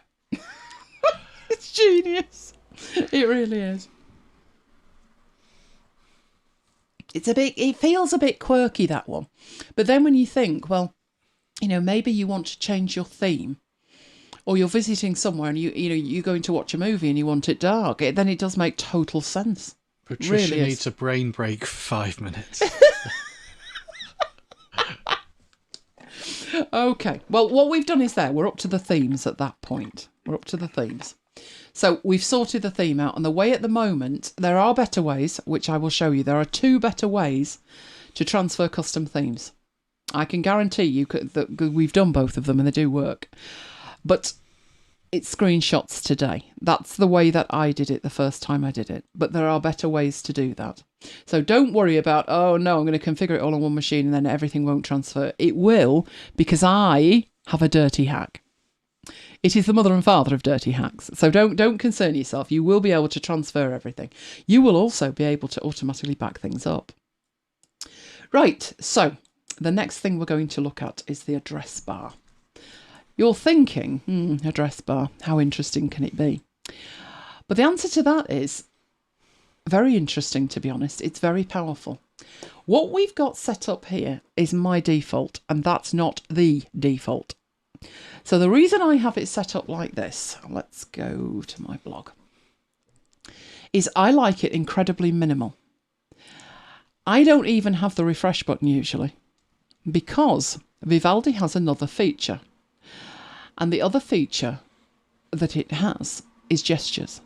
So if I want to refresh this page, I move up and down with the right mouse button and it updates, refreshes. You can see that from watch this button as I do that. That's a refresh, only I just don't have to move up there and hit the refresh button. So I use gestures, but if you don't use gestures, you're probably going to need the reload button. What I'm going to do with this is I'm going to reset the toolbar to the default and then set it back again. So this is what it looks like by default. So there's a whole lot more going on over here, basically. You've got your forward and backward buttons, which logically take you forward and backward. These buttons are 2 extras. Rewind by visited domain. And then you have this one that's fast forward. Fast forward is for something like if you're going to do a Google search. So let's say we do a Google search for me. Are any of them actually me? No. There's many posters, but no, none of those are me. Oh, but look what has come up. All my pickies from Twitter. So it's very much me there. Right, if I want to go on to the next page, then I have to go all the way down here. And then I've got the navigation at the bottom. But when you look at this, this will walk you forward. So page 2, page 3, page 4. So that's moving you forwards. Go on, do a page 4. Oh, obituary. Yeah, maybe not. Oh, she was 87. If I live to 87, that's fine. Right, so here it's taking you forward even though you've not been anywhere. So the forward button, there's nowhere to go. This is fast forward, and it will fast forward you through a result set. This one here that takes you back is when you've been in a domain. So what would work well for that? Let's go to my blog again. Right. So you start off at the top level of a domain, and then you start looking around, and then you totally lose track of where you actually were. So let's get through them. Come on, you can do it. Right, that one will take you back to the very first page on that domain that you visited. So you may find use for those two buttons. I don't, to be perfectly honest with you, because I know the shortcuts and I've probably got a gesture for it. So I don't particularly leave those two there myself. So that one I remove from the toolbar, and that one I remove from the toolbar. Customize, remove. This one takes you to your home page. My home page is set to be speed dial, which was my old speed dial. The reason I moved away from this one was I was having problems with it focusing the bar at the top. So at the moment, I'm actually trying the default one, which is the Vivaldi speed dial, and I'm actually liking that. But that's the one I have set for my home thing. Again, I've got a shortcut key for it, so I don't need to see it. It's just taking up space. So let's remove that one as well. I can with my navigation. So which one were we in? Are we in that one? Yeah, you see these pages here? I'm navigating backwards just with a gesture. So actually, I took away all three of these buttons, but it freaked Mike out. So I'm leaving them there for the moment. But I actually don't need those. At the other end of the address bar, on a default install, you will see a search box. I don't know why that wasn't added back when I reset this, so I could show you. But there is a search box sometimes next to this. Why? I have no idea either, because this can be used as a search bar. If you're using the default, you've got the ability to search there as well. Also from the speed dial, you've got access to all your bookmarks, your history, your notes and your calendar. So, question with that, I don't know. I don't know why they bothered doing that. But I took mine away, which leaves me with a button up there. So let's go into here. Right, once I've loaded in, I've got information here. As it's loading in, it's giving you information about the weight of the page, how many graphics there are, etc., etc. That's useful while it's loading. You can see, has it finished loading? Is there a problem with it? My site has an RSS feed associated with it. And so if I click the RSS feed button there, it says page offers feed. When I click on it, there's two feeds. All right, there's the primary feed and then there's a feed for the comments. So let's say the feed. If I hit on preview, it loads in the RSS and it actually displays it in a nice way. Have any of you ever seen that in another browser? If you load in a feed, let's move that out of the way. Right, let's get one of these and bring that across. Right. If I take here that URL and I go in here and I put that in. Oh, this one wants to open it. No, that's not normally what it does. But if I open it and show you, so it offers you to open it. Awesome. Who wants to read that? It's not pretty, is it? Right, let's close that, lose that, and try Chrome. Because you tried Chrome the other day, didn't you? And you were horrified with the result. Right, let's get that over there. Paste in the feed. And that's what it looks like in Chrome. Chrome has no concept of, would you like me to show you this in a meaningful way? It just shows you the feed, which is shockingly bad. Talk about attention to detail, that's just bad. That's what the feed looks like. But a feed needs to be interpreted. It needs to have CSS applied to it, and that's what makes it look like that. And from there, you can choose to subscribe, and subscribing to a feed is not a paid for thing, although you do want to give me money apparently, which is awesome. A subscription is you're subscribing to the RSS feed, and Vivaldi has an RSS feed reader built in. So that's what that means. And all of that was available from this button up here, that one there. The other thing it can do, let's get a complicated page like that one, is there is a read option. So once it's loaded in, there should be a read option, which has totally vanished right now. Genius. It's that option there, which is reader view. And if you do that, it makes it readable. The only problem is the way it interprets the page, it's actually missed all the blog posts off at the bottom. Where that comes into its own, I really shouldn't do this, should I? The BBC News site. Because you never know what might have happened. But let's go to the BBC News site. We'll go to tech, because the rest of it's so depressing. There we go. Now, you see, there's a good story. A lad at 12's that retired. Ever make you feel old? I'll tell you what, let's have a look at Timmy's payout. Oh, there are no words. You see, that's not giving me a reader view either. I wonder why. The reader view is a bit, it depends on what it considers the page to be. So would it consider this readable? No, it wouldn't. It depends on the page. And I daren't try anywhere else, not at the moment. But that's what it does. It gives you that in a reader view. Right, other things that it does. Let's take feed off the end. And go through the rest of this, which is, it can make a QR code. You literally just click the button. Whatever is down here is shown as a QR code. You can either copy that, and if you do, you can then paste it wherever you like. So what I would probably be doing is putting that in where I put like a freebie or something. I actually don't copy and paste it in. I always save it. My rationale is, if you look at the image in here, it says pasted image. How do I know what URL that is? I'm not going to have a clue. So I never do the copy thing. Get rid of that. What I do in here is say save to download.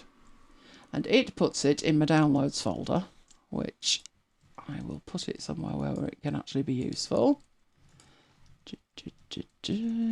Oh, that's all a bit slow, isn't it? Right. Okay, it doesn't want to rename that folder, but never mind. So that's the QR code that I get. I still don't know where it's going. But at this point, because it opens the folder for me that it saved it to, what I do is leave the QR code at the beginning and then put what the URL is. And then drag and drop it from there. So if I wanted to use this in tonight's presentation, I would put it in the assets for this folder. And you see, these are all the pickies that I had, and there's the QR code. Oh, look at the cakey. I definitely quite fancying a cake now. Tell me they're not out of stock, Mike. No. Right. The other thing that you can do from up here is add it as a bookmark. You can just add a bookmark of this page. But I'm going to look at bookmarks next time, because bookmarks you can do so much with. But that is a very quick way of doing it. But it does allow you in here.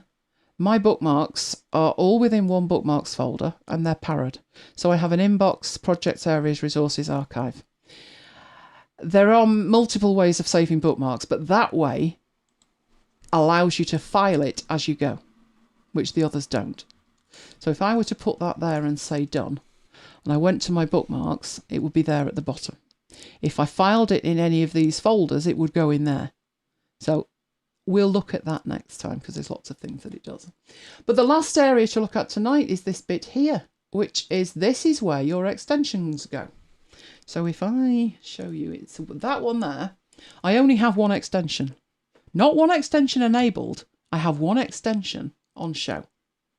I do have other extensions. They are all hidden under here, where I can get to them.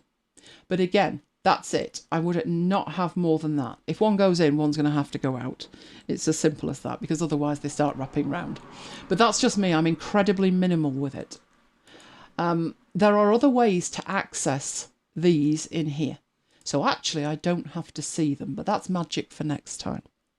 But what we have been able to do, we've looked through all of the themes. You're now going to link it up with your light bulbs, because, you know, why not? Which I said in an essay this week, why not? And And the address bar, of which there's loads of stuff that you can do from that address bar, which means that you don't have to have the status bar showing, and you don't particularly have to have much else showing to be able to work with it, which I personally find fantastic. But the reason, maybe, I'm hoping by now you can see why I love Vivaldi, because it's the attention to detail, which is just fantastic. Right, is there a way to check for updates or see the installed version? Updates, you have the ability in here, if we look for update, to automatically download and install them. What happens, because I never have it closed, is that it comes up next to your extensions and says there's an update available. So you can do that through there. In terms of which version you've got, that is in here in About Vivaldi. So it's that bit there at the top that you're looking at. So I'm on the stable channel and I've got 4.1 and then blah, blah, blah, 21. So you just go Vivaldi, About Vivaldi. Right, other thing that Ignacio wanted to know. So where can we go in here? Let's go to MacBites FM on that one. And where else have we got? I dare go to half of these. Let's go to MacBites, which I don't bother with a bookmark for because I've got a shortcut for it. So I've got 3 pages open. Right, Ignacio wanted to know how you can open multiple pages, which is really simple. So I have my tabs here, but it doesn't matter. They can be across the top. Doesn't matter. But all you need to do is make sure that you select them. So you click on the first one, and then you hold the Command key down and click on the others that you want. So in this case, I'm skipping the one in the middle. If I wanted the one in the middle, as well as the others, I'd click the first one, hold the Shift key down, and click the bottom one. So the Shift key selects from the first one through to the end and all the ones in between. The Command key enables you to just choose the ones you want. So with the Command key, you can choose the ones you want. So let's go for my blog and MacBites using the Command key. So once you've got the orange things around the outside, which may be blue depending on the theme, I'm assuming they're orange because I made them orange, you right click and there is the option to tile the pages. So you can tile the 2 tabs. When I do that, I also close the tabs. And then over here, I can scroll however I want. And I can scroll however I want here. And I can load in these. Don't forget, you've also got the ability, but again, we're going to look at that in a future episode, that over here, that's me WhatsApp at the minute. Where's my bookmarks? No, that's me open Windows. There's my bookmarks right at the top. So you can also open this side panel as well. And your side panel can have anything you want in it. So one of them I've got Dropbox in. And it gives me like the mobile view of Dropbox, which is just too cute. And then I've got my calendar. I've got my Focus at Will. I've got WhatsApp. And I've got Google Keep. But that, although that looks like a third panel, it's not. That's a web panel. That is slightly different. That's a web panel. But if what you wanted was more tabs, so to come out of this, on any of the ones you've got tiled, you come in and say untile, and that takes you back to 1. But if you want to have all 3, it will tile those next to each other. And that's why, while I choose to have my tabs on the left-hand side, I also have a shortcut key for hiding them really, really, really frequently, because I don't want them taking up room. But there again, once I've done this and I'm working with 3 tabs, I don't really have a need for the address bar, do I? So that can go bye-bye as well. And then I am in complete minimal mode. Complete minimal mode. I'm not being distracted by a tab that's getting updated. So say I've got like Twitter open and I've got notifications in it. I don't want to be disturbed at all. So I hide them. So like I said last week, it's really important to work out what stuff you want out of the way and then learn the shortcut keys for that. Seriously, learn the shortcut keys. Right, have we already done there with our questions? Is that all the questions? I think it is. Loving Kim. My happy place is Elaine's dirty hacks. Oh, there's lots of dirty hacks in here. Absolutely there are. Right, okay. Oh yes. I'm in the middle of ship 30 for 30, and unlike last time where it was random, this time it's all about Vivaldi. 30 days to becoming a Vivaldi lover. So do follow along on Twitter. We're actually ahead on Twitter of what we're doing on After Hours. So if you want sneak peeks, that's the place to be. Right, freebies. I have freebies for you. I have freebies from Envato. Hopefully you're seeing these. That looks like you are. It's their birthday, and when it's their birthday, they put 6 freebies out, and that's what they've done. So their freebies are HTML templates, graphics, music, Photoshop stuff, you name it, it's there. There's also a free image as well. So Michael popped the link in for those, and then it's time for Excel. Isn't it, Mike? It is. Let me know when you're ready. Right. I can just about see you over here. I'm ready. Awesome. Is there unicorns? It's unicorns. Oh, good. Right, they can see you. Shall I start? Yes. Okay. Unicorns. Unicorns and pivot charts. So, here's my raw data. Made up sales data for the Unicorn Clothing Company. This is the pivot tables that I have built from that data for the Unicorn Clothing Company. Note the little pink unicorn in the corner. And we want to produce some charts from these pivot tables. I could produce charts from other pivot tables, but I will produce charts from those pivot tables. So let's say, for example, I want to show revenue per product as a bar chart or a pie chart or a line chart. And that's the first thing you need to do. You need to decide what sort of chart you want to create. You could create all three. You could create multiple charts. What I've actually done is I've set up a separate chart sheet. Well, it's just a worksheet, and that's where my charts would go. But when you're going to build a chart, decide what sort of chart you want it to be, because if you decided to build a pie chart from this data, it would work, but you'd end up with 7 slices of the pie, which would be difficult for people to make any sense of. If you went for a line chart, again, it would work, but it's not the best type of chart to show for that data, because a line chart is best used where you've got time periods along the horizontal axis, whether it be months, years, days, hours, whatever. So this chart here, that would work quite well for a line chart. Now, normally when you build a chart, you have to select the data that you want to build the chart from, and then go to Insert on the ribbon, and then choose the type of chart that you want to build from all the different charts that you have available. And you can still do that if the data's coming from a pivot table. You can still select the data and then insert your chart, but you don't have to. You can just pick one cell within that pivot table, and it will automatically build the chart from the whole pivot table.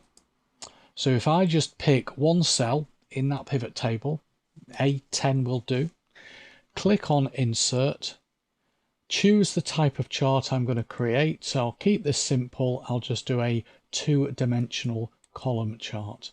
And there is my chart. It always puts the chart onto the same sheet as the pivot table. So if I want it on that chart sheet, quickest way to move it is just cut and paste it. And once it's on this sheet, I can position it where I want. Now, they do call it a pivot chart. It's just a chart, but they call it a pivot chart. So when you actually click on that chart, you see the pivot chart panel appearing on the right hand side. very much like when you click into a pivot table, you get the pivot table panel on the right hand side. You also get the pivot chart analyze tab, the design tab, and the format tab. So those 3 tabs are only visible when you've got a pivot chart selected. You'll also notice, if you look at the panel on the right hand side, that it does look very similar to the pivot table panel. If I go back to a pivot table, it says pivot table fields, and you've got filters, columns, rows and values. And we've spent the last few weeks looking at how to build a pivot table, drag and drop into those sections. If I go to the chart, I've got the pivot chart fields panel. We've got filters, but instead of having columns, rows and values, we've got legend, axis and values. So you can see here that we've got the product on the axis, hence the product names here on the axis. We've got the legend is the series. What that means is that each column is representing one set of data. And then we've got the revenue as the values. So if I go back to the data, to the pivots, this data here is being represented by the columns. Now, when you build a pivot chart, or when you build a chart from a pivot table, on the Windows version, you get 2 little buttons appearing. On the Mac version, they don't. Now, when I say buttons, the top one here isn't actually a button, and you only get these appearing on a chart that's based on a pivot table. You don't get those appearing on a normal chart where the data is just based on a standard range of cells. But that button there, it looks like a button, and they call it a button, but it's actually not clickable. All it is a grey box which is taking its text from the heading of the column that's got the numbers in it. So if you want to hide that button, you can do, and you can hide that by making sure you've got the chart selected and then going up to Analyze Field Buttons and take the tick off Value Field Buttons. You know it's Value Field Buttons because if you look in the Values section, it says Revenue. So let's just click on that and it's hidden. The one at the bottom left, which is called the Axis button, because it's actually picking up whatever's in the axis section, that does have some uses. That can actually be used as a filter. So if you only wanted to see certain products, for example, you can say I'm only interested in these products, and then it applies the filter based on what you've selected here. It also then applies the filter to the underlying pivot table, as you can see. So you might want to leave that displayed, but you might want to hide that as well. So again, to hide that, click on the edge of the chart, click on Analyze Field Buttons, and take the tick off Show Axis Field Buttons. Interestingly, for some reason, the Mac doesn't actually have those buttons. So I know 1 or 2 people, Ceci asked me last week about why I don't actually demo this on the Mac. And the reason is that a lot of the functionality just isn't there. Now, as it happens, those buttons are pretty useless anyway, so I've hidden them. Maybe Microsoft saw sense and just didn't include them on the Mac version. But I remember doing a training session, and most of the people that I train are predominantly Windows users, and I showed that feature and somebody said, I haven't got those buttons. And I thought, that's weird. And they said, oh, I'm on a Mac. And then it clicked with me. They don't put them. For some reason, they're not there on the Mac version. Anyway, the next thing we'll do is we'll change the title. Now, again, when you do a normal chart, the title actually says chart title. So the placeholder says chart title. But for some reason, the pivot table, the chart that's built from a pivot table, it just says total. But I can just overtype that and say revenue per product. Let's call them products. And over here we've got like the key or the legend, and again it automatically adds that. We don't actually need that legend because we're only looking at one column for each one of these products. So I can just select the legend and press the delete key to get rid of it. I did see a question from Kim. So to filter in the Mac world, would you just filter the pivot table to change the chart? Yeah, I would, Kim. I do that anyway, to be honest. I would just go to the pivot table, and then I would apply the filter to the pivot table in the way I showed you last week or the week before, whenever it was. And then it would automatically apply whatever filter you've chosen to the chart. And yeah, Renee, I can't figure out why the Mac and Windows versions are different. It's a strange one to me, that, particularly little things like the buttons. You know, I can see why things like Power Pivot and Power Query aren't available on Windows, because the add-ins haven't been written, aren't available for Mac, because the add-ins haven't been written for the Mac OS. They involve all kinds of things like DLLs and stuff that can only interact with Windows. But why two little buttons aren't available on the Mac version, I honestly don't know. We'll have to ask Microsoft that one. Interestingly, deviating slightly, I was catching up on my LinkedIn feed yesterday, and a trainer that I know said, "Oh, whoopee whoopee, I've had one of my suggestions to Microsoft accepted as a new feature for the next month's rollout." Cool. Yeah. I'm just thinking, if I was catching up on my LinkedIn feed, I'd probably have to go back to about 1998. Really? Not good on LinkedIn. Oh, well, I haven't been on Twitter. No, I have. I've been on Twitter to see your essays and good boy. Give them a like. Yes.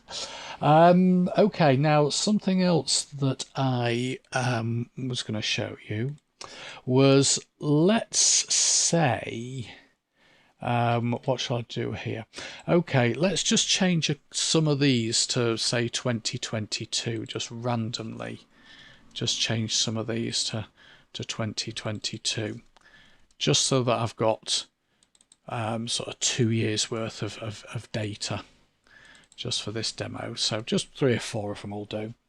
And then go and build a pivot table. So insert pivot table. Let's just stick the pivot table over on the pivot sheet. Makes logical sense to do that. And then drag in product and drag in order date. Actually, no, I'll have order date there and I'll have product over there. But what I could do with seeing is the years. So let's just ungroup and then group by year.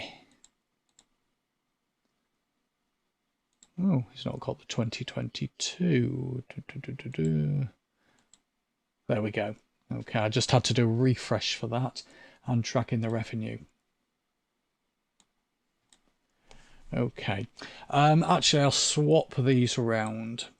I'll swap those round because I want you to see the 2021 and the 2022. The point I'm going to show you is, let's say I only wanted to create a chart using the 2021 data. So I would select the names of the products and I would select the 2021, and then I would insert a chart, and again I'll just keep it simple and do a 2-dimensional column chart. What that's actually done is it's actually included both years on the chart.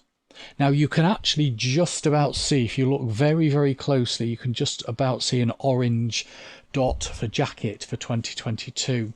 The other ones, the t-shirt and the suit, although the bars are there, you can't see them because the numbers are so small compared to the 2021s, but that's irrelevant. You can see that it has included the 2022s because it's been included on the legend.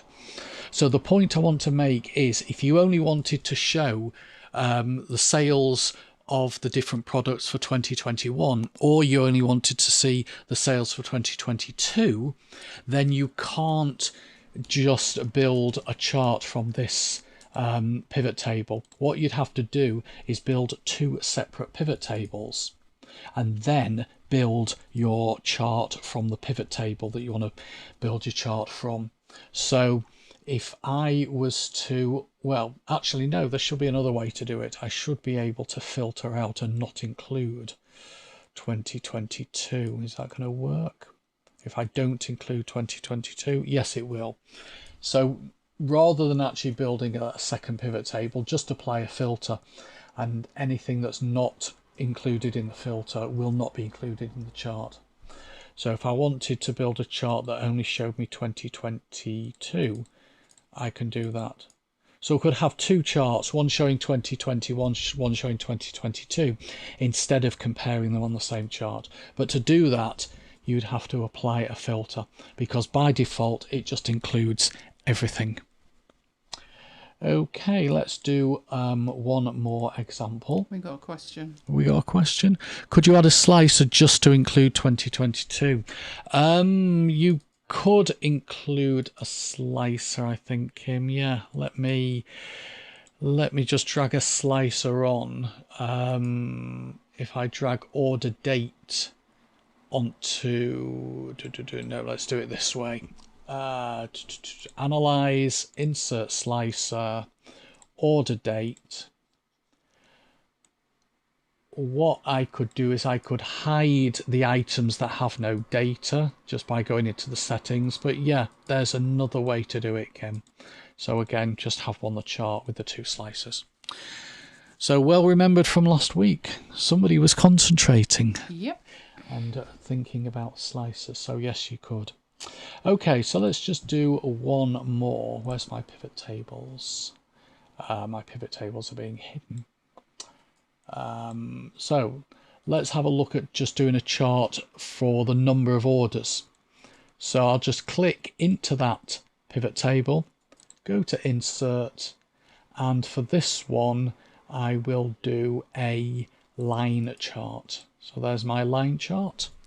I will cut that, paste it onto the charts sheet, and there is my chart.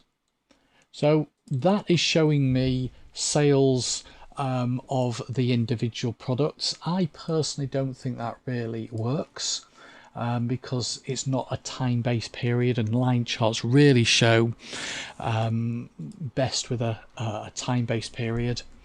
So what I'm going to do is I'm going to go over to analyze. No, I'm not. I'm going to go over to design and change the chart type and just change it to a bar chart. And that now looks much better. Anything like formatting the chart, changing the colors, etc., etc., you can just do through the format menu. And that's pretty much the same as a standard chart, which I covered a long time ago. So if you wanted to change the background of the chart, for example, you can just do it that way. That just acts exactly the same as if it was a normal chart. So that is pivot charts. And I think that really does bring us to the end of our pivot tables series. So 5 weeks of pivot tables and pivot charts. I thought it was 6 this week. Was it 6? I think so. Oh, okay. Well, it's 5 or 6. Yeah. Are you going to put the call out for any suggestions? Or no, do you have a suggestion? I've got some ideas. So wait and see. Wait and see what turns up in the newsletter next week, because I haven't decided yet. Okay. Okay, so that is PowerPoint? That is it. Lost the flaming thing now.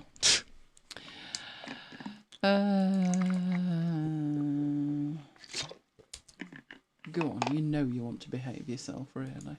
Kim's been practicing with pivot tables and slicers. That's good to know, Kim. Right, okay, we are on to part 4. You did 6, I'm sure you did. We are on to part 4 of our Scrivener series. So, first week, overview, etc. There was lots of slides, I remember that. We are at the point where we're moving on to the metadata. in relation to our scrivenings.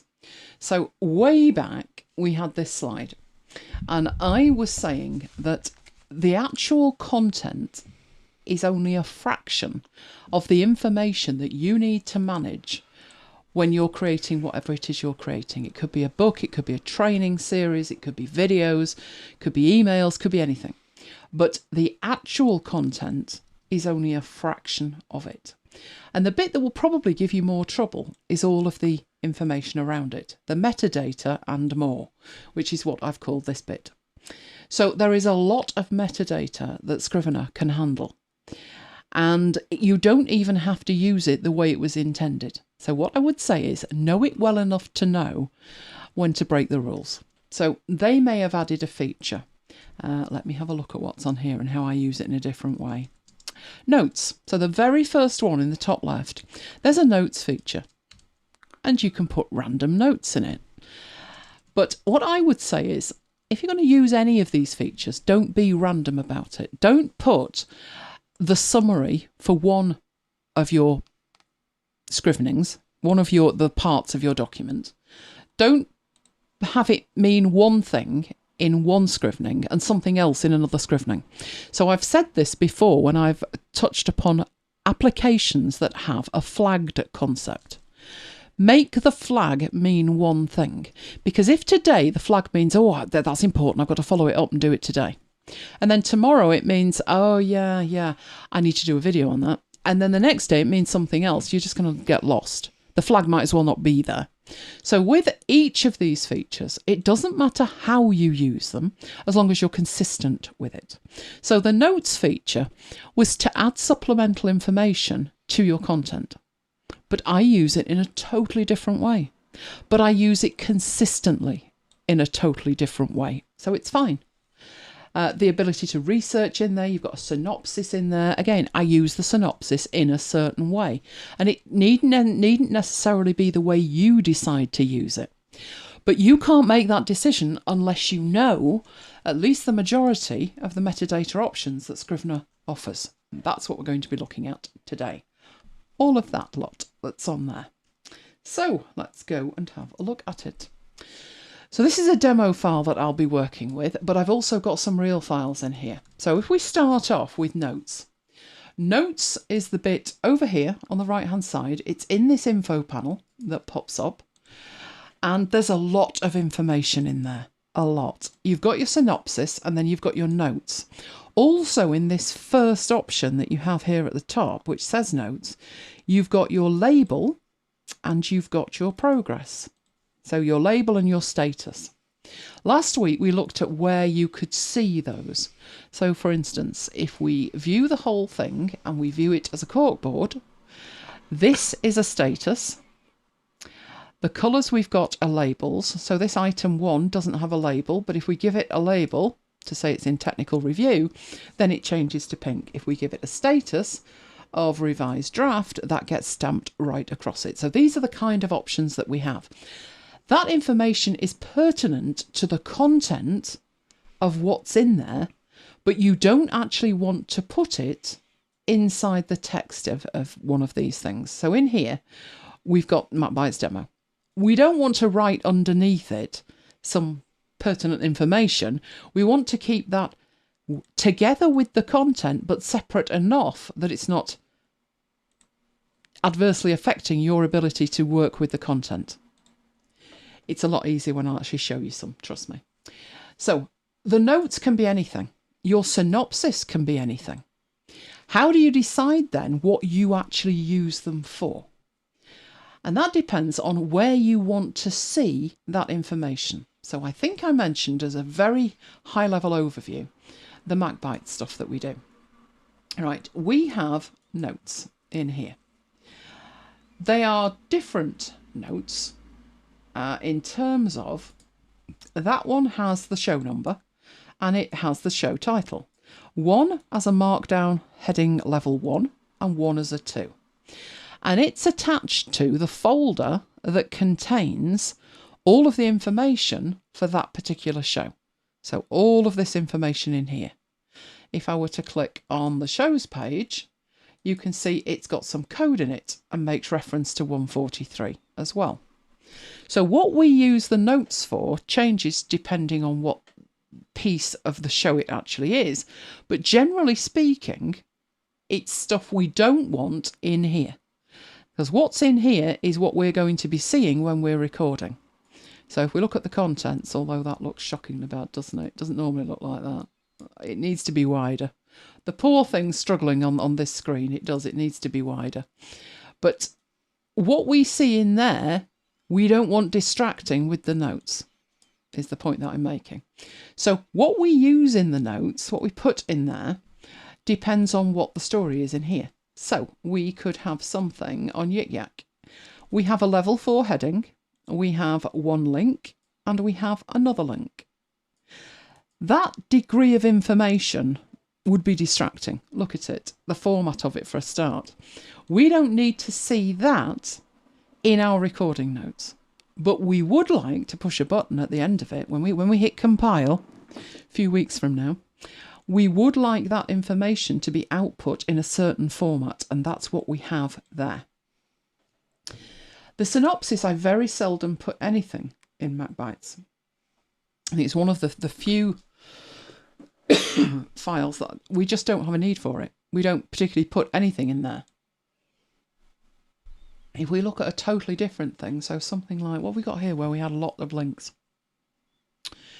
Oh, it'll be the OnlyFans thing. There was thousands of them. There you go. So there's all these links. But in our email file, there's nothing in there. There's nothing in the notes at all. Because when we send this, we just want to send that. And there's no benefit to us whatsoever putting anything in the notes. Every now and then, there'll be something that will be in the synopsis. But that will usually be a note to me. So let's have a look here. Next Friday's show. Why wasn't I coughing when I wasn't speaking? I don't know. No, I don't know. Right. This is telling me it's grey. So I have a colour applied to it. That means it's in Notion. But if I carry on and I work way ahead here, so, in the end of September somewhere. Right, let's say that one. No, that's the one's not done, typical. Let's try that one. Some of these should be done, but they've got no dates on, so it doesn't look like that one's done either. I'm working ahead. Right, that one is done. That has a different colour to say, right, it's ready to schedule, which means it's got the right links in it and you can export it. So I start off, and my primary indication to me, metadata-wise, is I use the label and the status to mean something. If that one's there, then it's ready to compile as well. So that one is actually ready to go. Many of the others aren't. But if we look at this one's yellow. And when I click on that, it says it's work in progress. Well, how come it's work in progress? Because there's nothing there. There's no heading, there's no show title. So how come that's work in progress? And I happen to know that in here, that's a link. If I edit the link is correct. But I can't tell that just by the fact it's a work in progress. So what I do is I go to the synopsis and I put links are done. And that means I don't have to triple check myself. That's the only time I particularly use the synopsis. I think I'd use it a lot more if I was writing a book. But for the type of work that I do, it's little notes to myself. And that's what I mean when I say, well, that's called synopsis. And what you're saying is, that's a note to yourself. So shouldn't that be in the notes? No, because I need to use the notes for other things. So irrespective of what something is called, what a feature is called, learn what the feature does and learn how it would benefit you to use it. So the huge benefit for us in a MacBites is everything that we put over here. All of these links, every one of them. These all get output automatically. It ignores the content, but it does export all of that. So if I just show you here, I think we can do it by doing that. Right, if I came to export that now, but in here I say do the recording notes, and I would like plain text. So we'll just do it as plain text and export me those, the recording notes. Forget this because we've not been through it yet, but just leave it at that and compile it. And what it will do is, it's only going to export, it's only going to export what's in the notes over here. It's not going to export anything that's in here.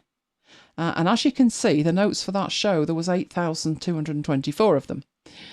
The show notes we're hoping are nothing like that complicated, so I won't do it from there. Let's go and get the file on the desktop and open it up. Where have you disappeared to? There we go. And that's what that actually looks like. So you can see I pointed out we had a level 4 heading, and then we've got some links. That was what was in the Amazon Palm Print Biometrics. This one here was what was in the redesign of the redesign, which I think turned into the redesign of the redesign's redesign. But it's not the content at all. All we're outputting is the notes. We took that decision based on the fact the notes are the better place to put that type of information. But your mileage may vary. You might think, no, they need to go up there. But just be aware, they're just different places to put content. But the synopsis relates to what you have selected in here.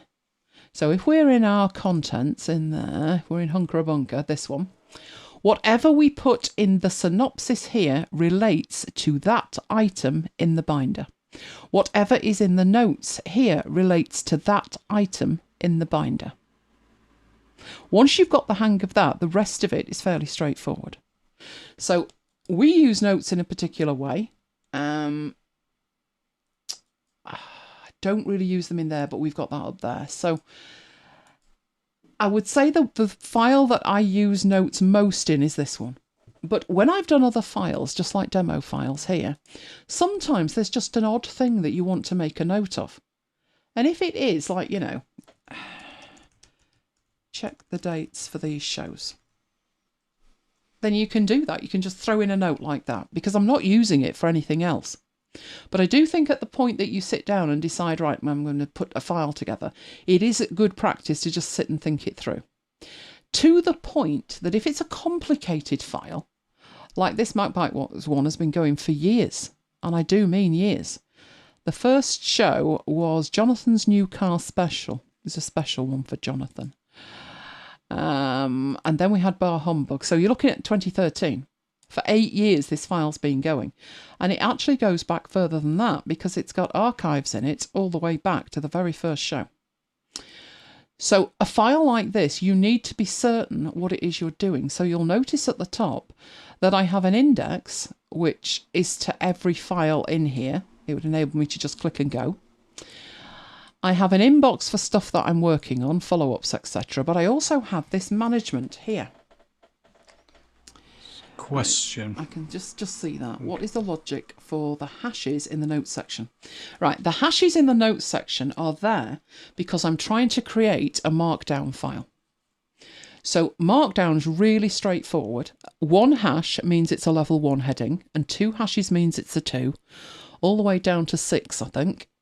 I think 6 is supported because it is in HTML. Other things I have in there are round brackets and square brackets. So if we look at like the COVID hokey cokey, right, it's a level 4 heading. That will be embedded in a level 3 heading. So the chat bytes are the level 3 heading that's in there. And then inside it, those 4 lines are 1 line of our show notes. So the dash means it's a bullet point. And then the square brackets mean this is the text that you will see. And the blue text in the round brackets is the link that will be behind that. To prove that point, if I go into Ulysses,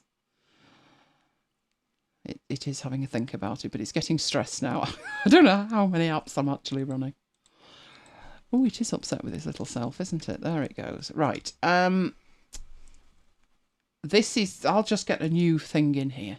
So what I've got in here, this is not easy to read and it's not easy to work with either. But this is the output that we have, and everything from there comes from the notes. All of that is coming from the notes, nowhere else at all. So if I just copy the lot and get rid of that, and I put it into Ulysses, which is where I'm going to publish it from, instead of pasting it, because it's Markdown, I'm going to paste it from Markdown. And now you don't see the links. You don't see the text of the link, the URL, nor do you see any of the brackets. What you see is each one of these blue lines here is a link. And when I double click on it, that's when you see the URL inside it. So it's purely Markdown. Good night, Marcus. Have a great weekend with your birthday. So that's why it's got hashes in it, but that's purely because that's what we do with it. You don't have to put hashes in. That's just because that's the way we're using it. No other reason whatsoever. Right, let's get rid of those. So let's go back to our demo file. So it really doesn't matter how you use it, just make sure that it works for you. A synopsis works well when you're in the corkboard view. The notes, you wouldn't see them. So let's go up to this level where we can see everything, but go into corkboard view. What you're looking at on here, these three that have text on them, the text is in the scrivening. So if we go to demo, there's the text. We go to podcast, there's the text. We go to marooned, there's the text. But you will see on these cards the content unless there's something in the synopsis. So let's go to the after hours one and put text added to synopsis. And that comes through here. But there was no text in that. So if we go to after hours, there was no text in it. What if we had some text in here? Text inside the actual scrivening. No, not screening, it is scrivening. Right, which one takes precedence? When we go back, it's the synopsis. So you only see the content if there is no synopsis. But many, many writers are putting a synopsis of what's actually in this thing. So if this is going to be like demo 1, in fact, let's go over here. Right, and I've already put check the dates for these shows in the notes. But the thing is, I can't see that other than in the notes over here. What I mean by that is if I'm on number 3, I can't see a synopsis or a note to myself to check the dates. The only time I can see that is when that is the active scrivening. And then I can see it, but that's not great. So there's an example of while you might think I'm going to put that in the notes and then I won't forget, you could well do, because you're only going to see it when that is the active scrivening. But if I put it up here in the synopsis instead, check the dates, irrespective of where else I am in here, that is staring me in the face. And that's one of the reasons why you have to understand what metadata options you've got, but in addition to that, understand where they appear. So one of the things that I didn't want to do was overload the synopsis with all of my links, so I chose to put them in the notes. But an example of when you might want to put it in the synopsis is when you legitimately want to see it somewhere else, and that is not the active scrivening. It sounds more complicated than it is once you start working with it. So we've looked at the labels, the status, the notes and the synopsis, but that's only the start of it, because as you work through here, you have other elements as well. So in here, you start off and you have document bookmarks, and this says drag in documents or external files to create bookmarks. And what bookmarks mean is, this one that we're on at the moment is this item number 2. So I'm going to go to item number 1 instead. And let's say in item number 1, I need to refer to item number 2. So I drag that into there. Now I have a bookmark that I can click and get inside here in another window without losing where I'm at. So if I put now, I'm adding content to item 2. And then I can close that down. The content will be added. You can see I'm on item number 2 in here.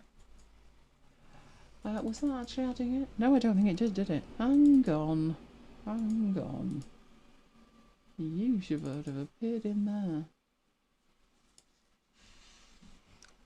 What is going on here? That's item number 2. Right. Adding to I see what it's doing. Okay. Right, I'm on item number 1, but because I've selected item number 2 up here, it's showing me the content of item number 2. If I'm on item number 2, I've got a back reference, like a backlink, going back to item number 1. It's amazing. Again, when you're looking at this in terms of features, it's tricky because you're like, I don't see how this would work in the real world.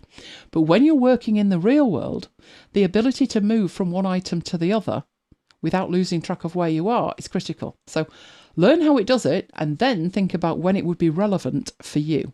That's just the document bookmarks. Now notice what it said in here. You can add external ones as well. So you've got internal bookmarks, and you could actually add it this way. So I want an item 7 from the draft, and it adds it. You can also use external bookmarks. So if I want to add an external bookmark, a title, so let's say my blog, and then the URL, which is the URL to my blog. And now I've got a link there. So all I need to do is click that, and that will open in the browser window over there on the other screen. So it's a way again of providing, think back to that diagram that we'd got. It's a way of providing access to other information that is pertinent to what you're writing, but not part of it. So think of it like that. Ooh, what's Patricia saying? I added this YouTube link to my sample Scrivener file so I can watch it again. This is fantastic. I used to put them under the research folder. Well, that's the thing. There is a research folder, but that's for global research. If you've got a link for something really specific, you don't want to have to go to the research folder because then you need to search for it. And that's taking time and you don't want to do that. Good night to you, Ignacio. Have a fantastic weekend. Right. That's your document bookmarks. Now, the type of thing that Patricia's talking about, it's relevant to the whole thing. Then instead of putting it in the document bookmarks, you can actually go to the project bookmarks. So project bookmarks are where you've got a link and it's pertinent in multiple places. So if this is a MacBites file, then the MacBites one is going to be pertinent. So in there, I can add an external bookmark and I can put in MacBites and put in the URL for MacBites. And I've got a link now where irrespective of where I actually am. So at the moment, I'm on item 2. But if I go to the podcast and I am on project bookmarks, I will see the MacBites one. Irrespective of whichever one I choose, as long as I've got project bookmarks, I will see that bookmark. But if I go to document bookmarks, on item 2 I'll see 3, but as I move through the others, there are none. So this remembers where you were in terms of whether you were on document bookmarks or project bookmarks. Another useful thing is if I go to, let's go to item 2 in here. And instead of document bookmarks, I'm going to matching text. And there's nothing there. This one's really useful when you've got maybe 2 revisions of something or you're concerned that you've overused a phrase or a word. So let's actually have a look at what we've got before we go back over there. Right, in here, I have the words MacBites Demo. And I have the MacBites Demo in there. Don't have it in there, but I do have it in marooned. So I'm in my demo item, my demo scrivening. And in my second option here in matching text, why are you not working? That's a bit better. Okay, needed a kickstart. Right, I've picked matching text and what it said is, oh, right, The same text, and it highlights it for you, MacBites demo, that's in the demo scrivening is also in the maroon scrivening and the MacBites Podcast scrivening. So it's giving you an overview of where you may have overused a word. The other thing it can be useful for is, if you think about putting together a 80,000 word book or something like that, you're thinking, I definitely mentioned, Gandalf's castle, and I can't find it. This is an option. There are search options as well, but if you're looking for when did I mention that, then you can get a summary of when you mentioned that in here. It's just incredibly useful. Right. We did talk about keywords, and I said I very seldom find a use for keywords. Very seldom. But I have actually found a use. And I've been looking for a use for 15 years. It's been a while. Seriously, I just haven't had the need to keyword. If you think about something in MacBites, it's a rabbit hole. Where do you start using keywords and where do you stop? How granular do you go? So I've just ignored them. But I did say that in my email generator, I originally planned, so let's close these up. I originally planned to keep my VIP mails separate from MacBites. So I do have MacBites and I do have VIP. But once I started doing them by week like this, I thought, no, that's not going to work. I don't want to be switching between them and duplicating this structure. So what I thought would be a better idea, and this is the week we're on, isn't it? There are some mails that are VIP mails. There's that one, and that one, I do believe. And there's no indication other than the fact if you are able to widen this enough, it's got VIP tagged on the end. But it would be much easier for me to isolate the VIP mails if they had some keywords, if there was a keyword of VIP. So if I go to the first one here and we go into here, we can see up there, I think we can see keywords. So let's open up our keywords, inspect the keywords. Oh, this machine is dying on its feet, Mike. I think I've melted it. Oh. Right, where have you gone? That's all very well. I think that's the panel we've got. That wasn't what I was looking for. Is there not a nice little window? There used to be a lovely little fly-out window. There we go. Right, so I created a VIP. I also created a next action. I was playing.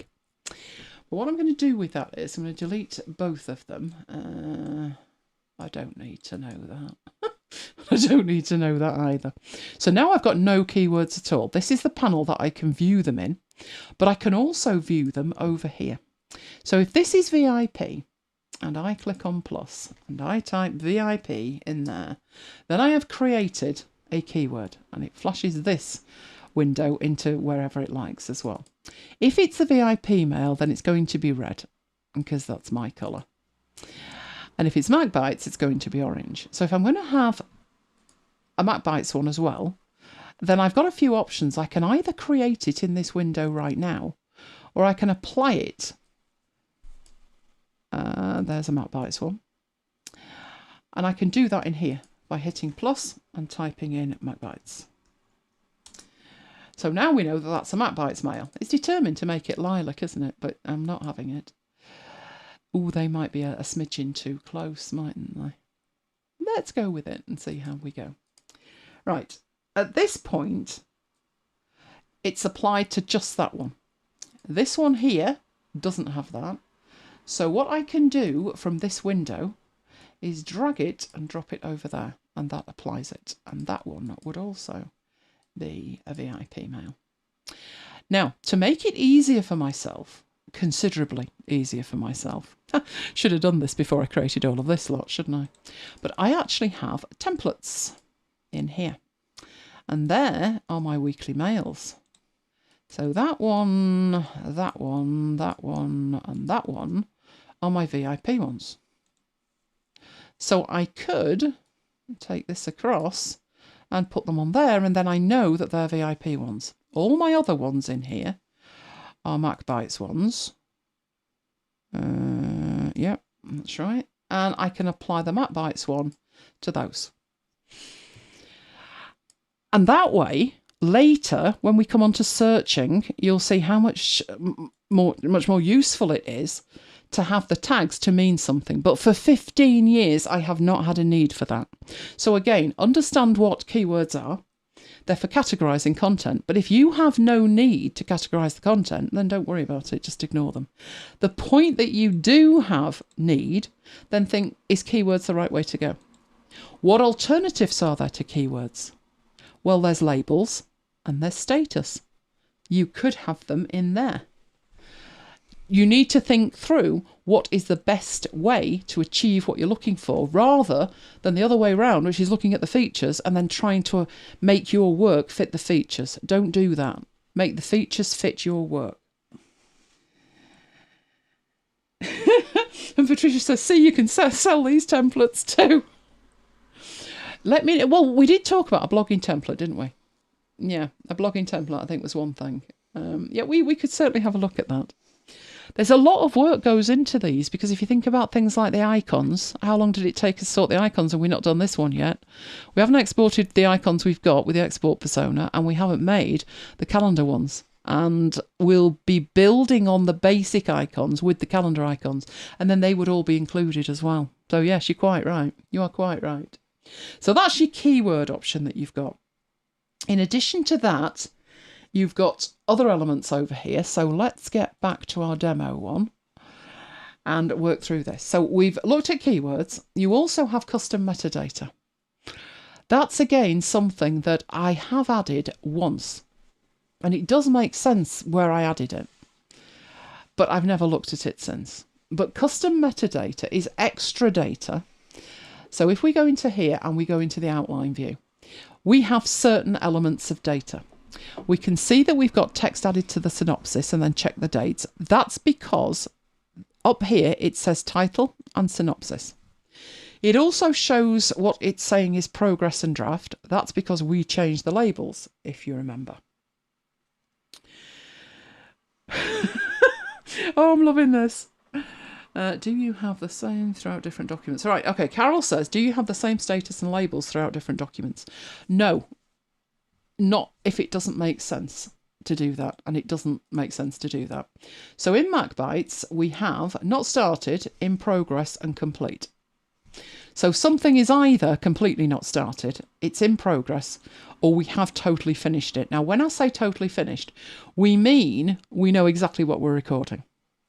We then have 4 more status here, which is not started, in the system, recorded and complete. PR means pre-record. So if we've got something that's totally ready, we might record it. Doesn't happen often, does it, Mac? Organised and all that. But those statuses make sense for working with MacBites. But, you know, having a pre-record finished doesn't make sense for sending a mail. So in the mail generator, we have what's logical for a mail. So let's open up a mail from last week, like the MacBites one. And in here, we have date needs changing is an admin label that I put in because some of them were misdated. But if we ignore that one, it's either not started, it's in progress, it's ready to schedule, which means I've not exported it, I've not compiled it, but it is ready to go. Then I have an in Notion, which means I've added it to our system in Notion, and then it gets sent. So we use whatever labels and status make sense depending on the project. So I hope that answers that question. Have we got another one? Oh, Renee, happy marooned memories. Oh, you're right. There were lots. If I go into the archive here in 2021, like that week there were lots more mails because there was 7 extra mails, which were the marooned mails. Do you know, I should make a book of the marooned mails because I always put something in it. You see, it's still sweltering. That was a week to go with marooned. So yeah, I've got all of those in there as well. But hopefully that makes sense, Carol. Let me know. Right. Patricia's already added some custom metadata. Right, the custom metadata that I actually added would be, right, in here, we have custom metadata. So if I set up custom metadata, you have options to add by clicking on the top, and then you give the metadata a title. So the one I added was published date, because there was nowhere else to put that. In the type, there's 4 types. You've either got text, checkbox, list, or date. And obviously, published date, it's a date. And you get to say what the format is. So initially, it goes off your system and it's set to short. But you've also got medium and long, however you want to, or you could do a custom format entirely. But we'll leave it set to that. And OK. And it gives you this option to add a published date. And there's even a little calendar. So if the published date for the next show due on my dad's birthday, end of August. Okay, so that's got a published date on it. And let's say this one here went the week before. So that would be the 24th and so forth. Say this one here went the week before that, the 17th. Right, obviously it's not much use if this metadata, the custom metadata, is in here and you have to click individually on each one to see it. That's not grand at all. But your outline view is completely customizable. If you right click on it, you not only get all of the options that ship by default, but you also see your custom metadata at the bottom. Publish date. And now you can see the publish date in this outline view. So there is an option for custom metadata. I have used it for publish date. That was what I used it for. But be careful. Because when you add custom metadata, you add it to every single scrivening that you have in your file. And it is at that level. So you'd have to ignore it if you had like a structure going on. So for instance, let's say that week 34 was one show and week 35 was another. Well, you can't see those at the same time. And you've got a publish date for what's inside them. So actually, your structure would be wrong over here at this point. You would need to add a folder and say shows. And then you would need to put each of these inside the shows folder. That way, you can click on shows and see them both, and you can see the publish date. You wouldn't then, so let me get the publish date in these. Let's say that that one was last week. So the 24th and that one. And yes, you can choose it from in here, but when you click on that, you don't get the nice dialog box. You've got to type it in, which is grand if you're trying to put in 2009, obviously, isn't it, Notion? But over here, you can just hit that and it's in. Right, that's great. That's exactly what I'd want to see. And if you think about MacBites, can I do that? Yeah, because I have a MacBites folder. So at this level, the top level for each show, I could put the custom metadata in and give it a date, and it would be great. Where's the problem then? Well, the problem is when you open it up, you also have published date for everything. It's all or nothing. You can't just say, oh, these top level folders, I'd like custom metadata for published date, but I don't want it anywhere else, because it's there whether you like it or not. You can ignore it, but it's there whether you like it or not. So I would look at Scrivener and I would think, why, at the point that you're thinking, I think I need to add some custom metadata, I'd say to yourself, what is it I'm trying to achieve? And can I do it another way? Because as soon as you add custom metadata like this, you're potentially polluting other elements, other aspects of your Scrivener file. But if there is no other way to put that data in, and it's the most important data you can think of putting in this week, then do it. Just make a custom metadata field and start populating it. Right, other aspects as we look through this. So let's go back up there. So we've got this. We've talked about snapshots before. Snapshots are fantastic. Snapshots enable you to make a snapshot of where you are at the moment, make changes and roll back if you need to. And those snapshots can live in your file as long as you like. The other option that you've got in here, which again is metadata, this is metadata, is comments and footnotes. So when you are in one of your scrivenings, and we'll look at like just that one, you may want to put some footnotes in it, or you may want to put a comment to yourself. And you have two options with your comments.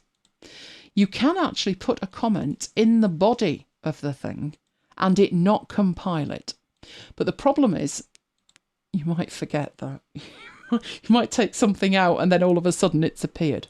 So although comments can be in line, so I never ever use this, so I've no idea where the menu option is.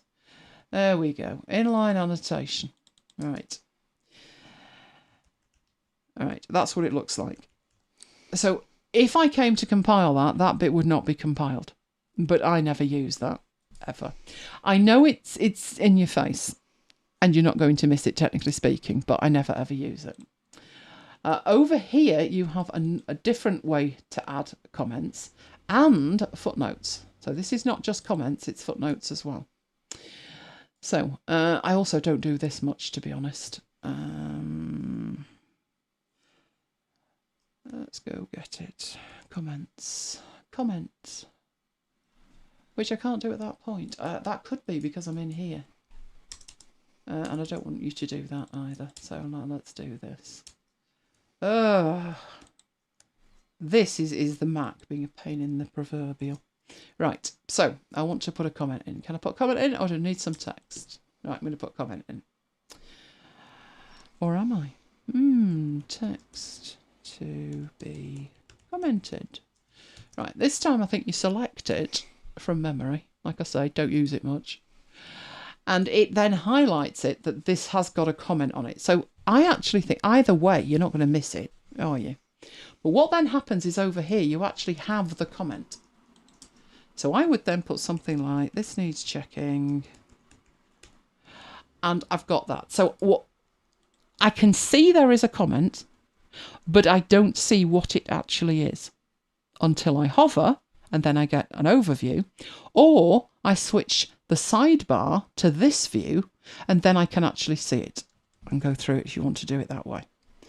You can close that up and then that way you don't see who it was, but you can see what it is. I genuinely don't use this that much. I think it would come into its own if you were collaboratively working with somebody with a Scrivener file. But the chances of that happening are probably slim to non-existent because it's not multiplayer. I can just about use a Scrivener file on two machines by using Dropbox. But Mike and I once tried it, didn't we, with a flags up situation, which was we put it in a shared folder in Dropbox. And when Mike was working on it, I had to close it down. And when I was working on it, he had to close it down. That way madness lay. It just didn't work. It corrupted right and left. So I think the comments would be fantastic between users, but until it's proper multiplay, you're basically commenting to yourself, which does have value if you're doing things that I'm not. So when I'm writing a course manual, yes, I make comments to myself. But beyond that, I tend not to because there's no point. Why would I make a comment to myself in the email generator to remind myself to send the email? I know I need to send the email. I just need to go in and find it. But like I'm saying, you need to know what these features are and then work out how you could use it. The benefit of this type, so this one you can see the text, but you don't see who. This one is actually a link. So not only has it made it yellow, it's also got text to be commented and there's a link on it. When you click it, it actually loads in the right sidebar over here to show you the comment and it takes you to that comment. And if you then get rid of that comment, it flashes and it takes it away from the text. So you may find a really imperative need for that. I haven't as yet. Oh, I'm reading comments here. I really shouldn't, should I? Leave it alone. Right. So that's all the metadata that you actually have in there. I think I did put some keywords in here, didn't I? Where's my keywords? Did I put them in here? I can see I've got some keywords. I didn't think I'd added these in here, but never mind. You're not going to do it. Is that somewhere else? The reason that I'm looking at this is just to show you that keywords, just like the publish date, which is customized, if we go in here, you do have keywords as an option. So if you're selecting things up here and we go into this view, you can actually see the keywords if we had any keywords applied to them. So let me go in here and see what's going on. Right, keywords. So let's say this one is the podcast, and this one's the podcast as well. So we will add, but I wonder why that, I've got weirdness going on here. I've got 3 files open and I've got the wrong keywords showing, which is not good. Did you go through the settings and preferences in a previous YouTube? Not all of them. We went through enough to get us going. But no, the preferences will probably be a week on their own. We went through how to configure the labels and status, but other than that, I don't think we took it beyond that. Right, so let me just get a couple of keywords in here. That's marooned. Right, what you can see at that point, although that's doing nobody any good, is it? These are too similar. So let's have them very different. In fact, marooned was more that colour, wasn't it? And that one would be more that one. Right, so these are the keywords for this particular file. We've got the 2. And what you can see up here is it's actually showing you the colour tab of the keyword. It doesn't show you the actual keyword, but it does give you a colour tab indicating it. This one, if I wanted that to also be marooned, you get 2 colour tabs next to it. You can still see them in keywords down here, but you can also add a field at the top so you can see the 2 of them in there. Last week we looked at how to make the colour ripple through into here. So in the sidebar we had little dots, or we had the ability to colour the whole strip, including the icon. And all of that was controlled, including the colours that we've got displayed in the outline, in the view, and then use colour in. And we ticked everything. We totally ticked everything in there. Right, that's your progress colour. Now I've got things backing up, so let's get rid of that. Right. What you can do as well as that, if we go into the corkboard view in here, right, if we go to view and we go to corkboard, we have here, we can arrange by progress and show keyword colours. So it's not the same location, it's not progress colour, it is an option in the corkboard to show the keyword colours. And what that does is put little tabs at the side of these indicating certain things. So what that would look like for me if I went into the corkboard view of my emails is that I would have orange if it was a MacBites mail and red if it was a VIP mail. And it would be a visual way to kind of know the difference between them. For that to work as well as it possibly can, you're going to have to limit how many keywords you've got assigned to an individual scrivening. But again, it's going to depend on the content of the scrivening as to how many keywords it makes sense to use. What colour they need to be. The way I've done it, they're very bold colours that I've selected. But if I only intend to use them in here, that's fine. That makes sense to me. It just depends. You just need to know enough about the features to know, 1, when to use them, and 2, when to break the rules. What other stuff did we have in here? Oh, there's a million items of this. Honestly, there is. You can see it mainly when you go into here and you look at what you can actually show. So you've got the date that something was created and the date it was modified. You can see that anyway. It's at the top of here. It's called general metadata. But you can, if you want, show it in here. Now you might say, well, why would I do that? But if you go to it and you say, right, created date, and we scoot that down a bit and scoot that down a bit, then we'd be able to see the created date. Even got the time on it. Why do I need to see it? Well, what if you wanted a progress of when did you start this? You can sort by it. You can sort by the created date. You can sort by the modified date.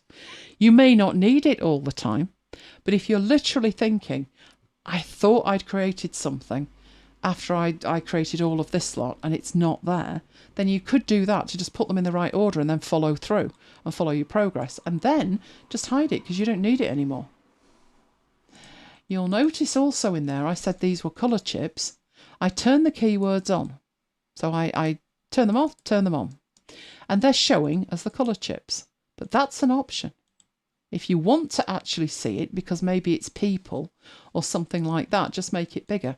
It's now underlined in the colour of the keyword. It's completely configurable, this. Scrivener is like Vivaldi is to a browser. Scrivener is to a writing app. You can probably do anything with it.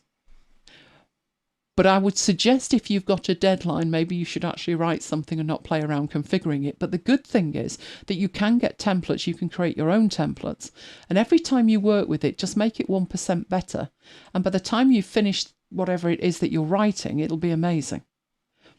But I would imagine right about now, you're probably getting overwhelmed because there's actually so many features and you feel that you need to configure them all before you start writing. And the truth is you don't.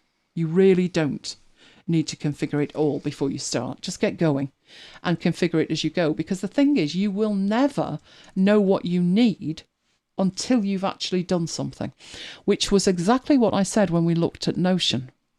And I said that Notion is fantastic for rapid prototyping, but don't say I'm not getting going until I've built it, because by the time you will never build what you need until you've started working on it. And then you'll think, oh, I need that over there. We did exactly the same with MacBites. We had a MacBites dashboard, and you'll notice that MacBites is now called MacBites 2.0. Because what we had, we threw everything in, including the kitchen sink, didn't we? Oh, we could manage everything. And you know what? There was that much to manage. It was like, I can't look at it. So now we literally have just what we need, but it took a different thing to do that. Let me show you. Let's bring MacBites 2.0 on and let's scoot it down so we can actually see it. Right, we have on here just what we need. We have the ability to manage stuff.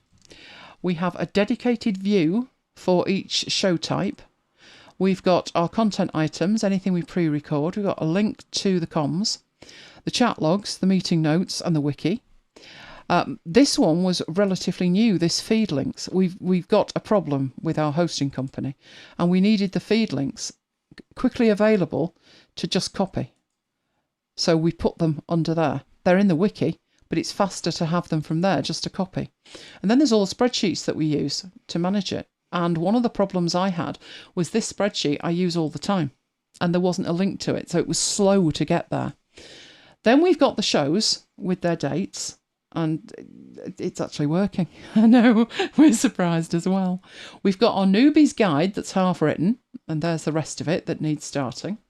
We've got our book content that needs sorting out. We've got our on diary, but Marooned is on hiatus. Not retired, on hiatus. So although it's there, you'd need to see everything. It's a rolling 2 weeks view, so obviously there hasn't been one for 2 weeks. But if we go in there, you're going to think about it. That should show us all of them. But what that will give you is a view of the Maroon shows. But we don't need to see it every day now. So it's folded up. So we really simplified it to make it work. The one we had was horrific. It was so complicated. So sometimes simple's better, but we wouldn't have built that. There's no way I would have said, oh, that's exactly what we need. No, it's not. But it was a case of, right, this isn't working, so how do we make it work? Adding this menu bar over here was essential. But if I unlock that, you'll see that this is a sync block. So it actually works brilliantly when you go into one of these views, because what you've got in the start of it is what you've got in here. This is exactly the same, so I can go from view to view. We could not have built that without just starting work, and then we could build it. And Scrivener is exactly the same as that. Don't look at the features and think how they intend you to use them. The features are there for you to work out what your workflow is, and having done that,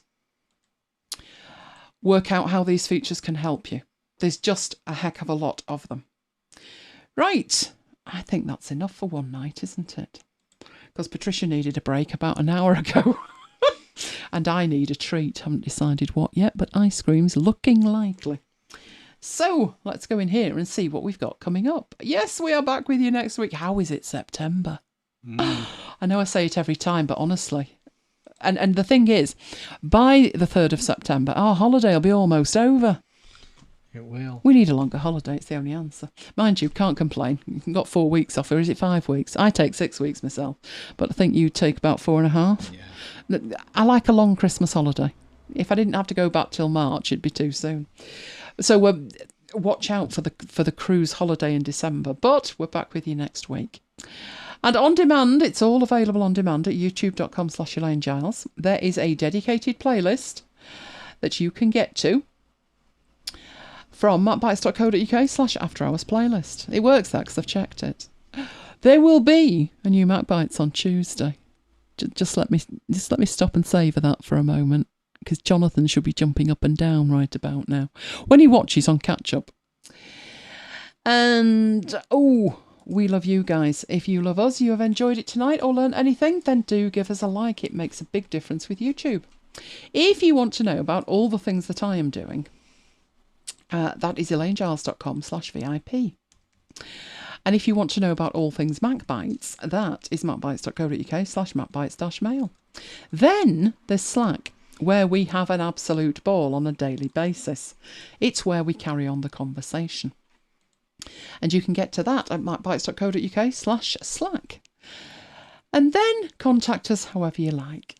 I'm actually on Twitter every day at the moment, but it's more posting than it is. Something came up in the, what they call it, the trends the other day, and I looked at it and I thought, don't go there. I can't remember what it was, but don't go there.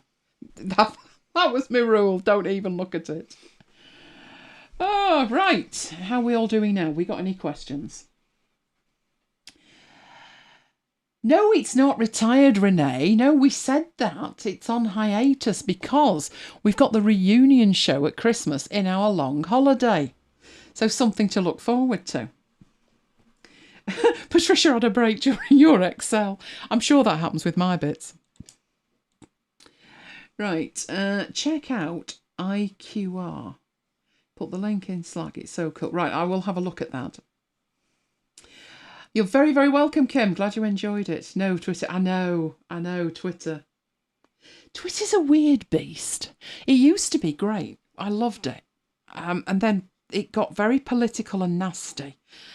And then I didn't enjoy it one little bit. But it's very strange that I've never, since 2008, used the website. The website does my head in. I never know what I'm looking at. It could be the latest tweet, or it could be something I posted 3 days ago. I'm never sure.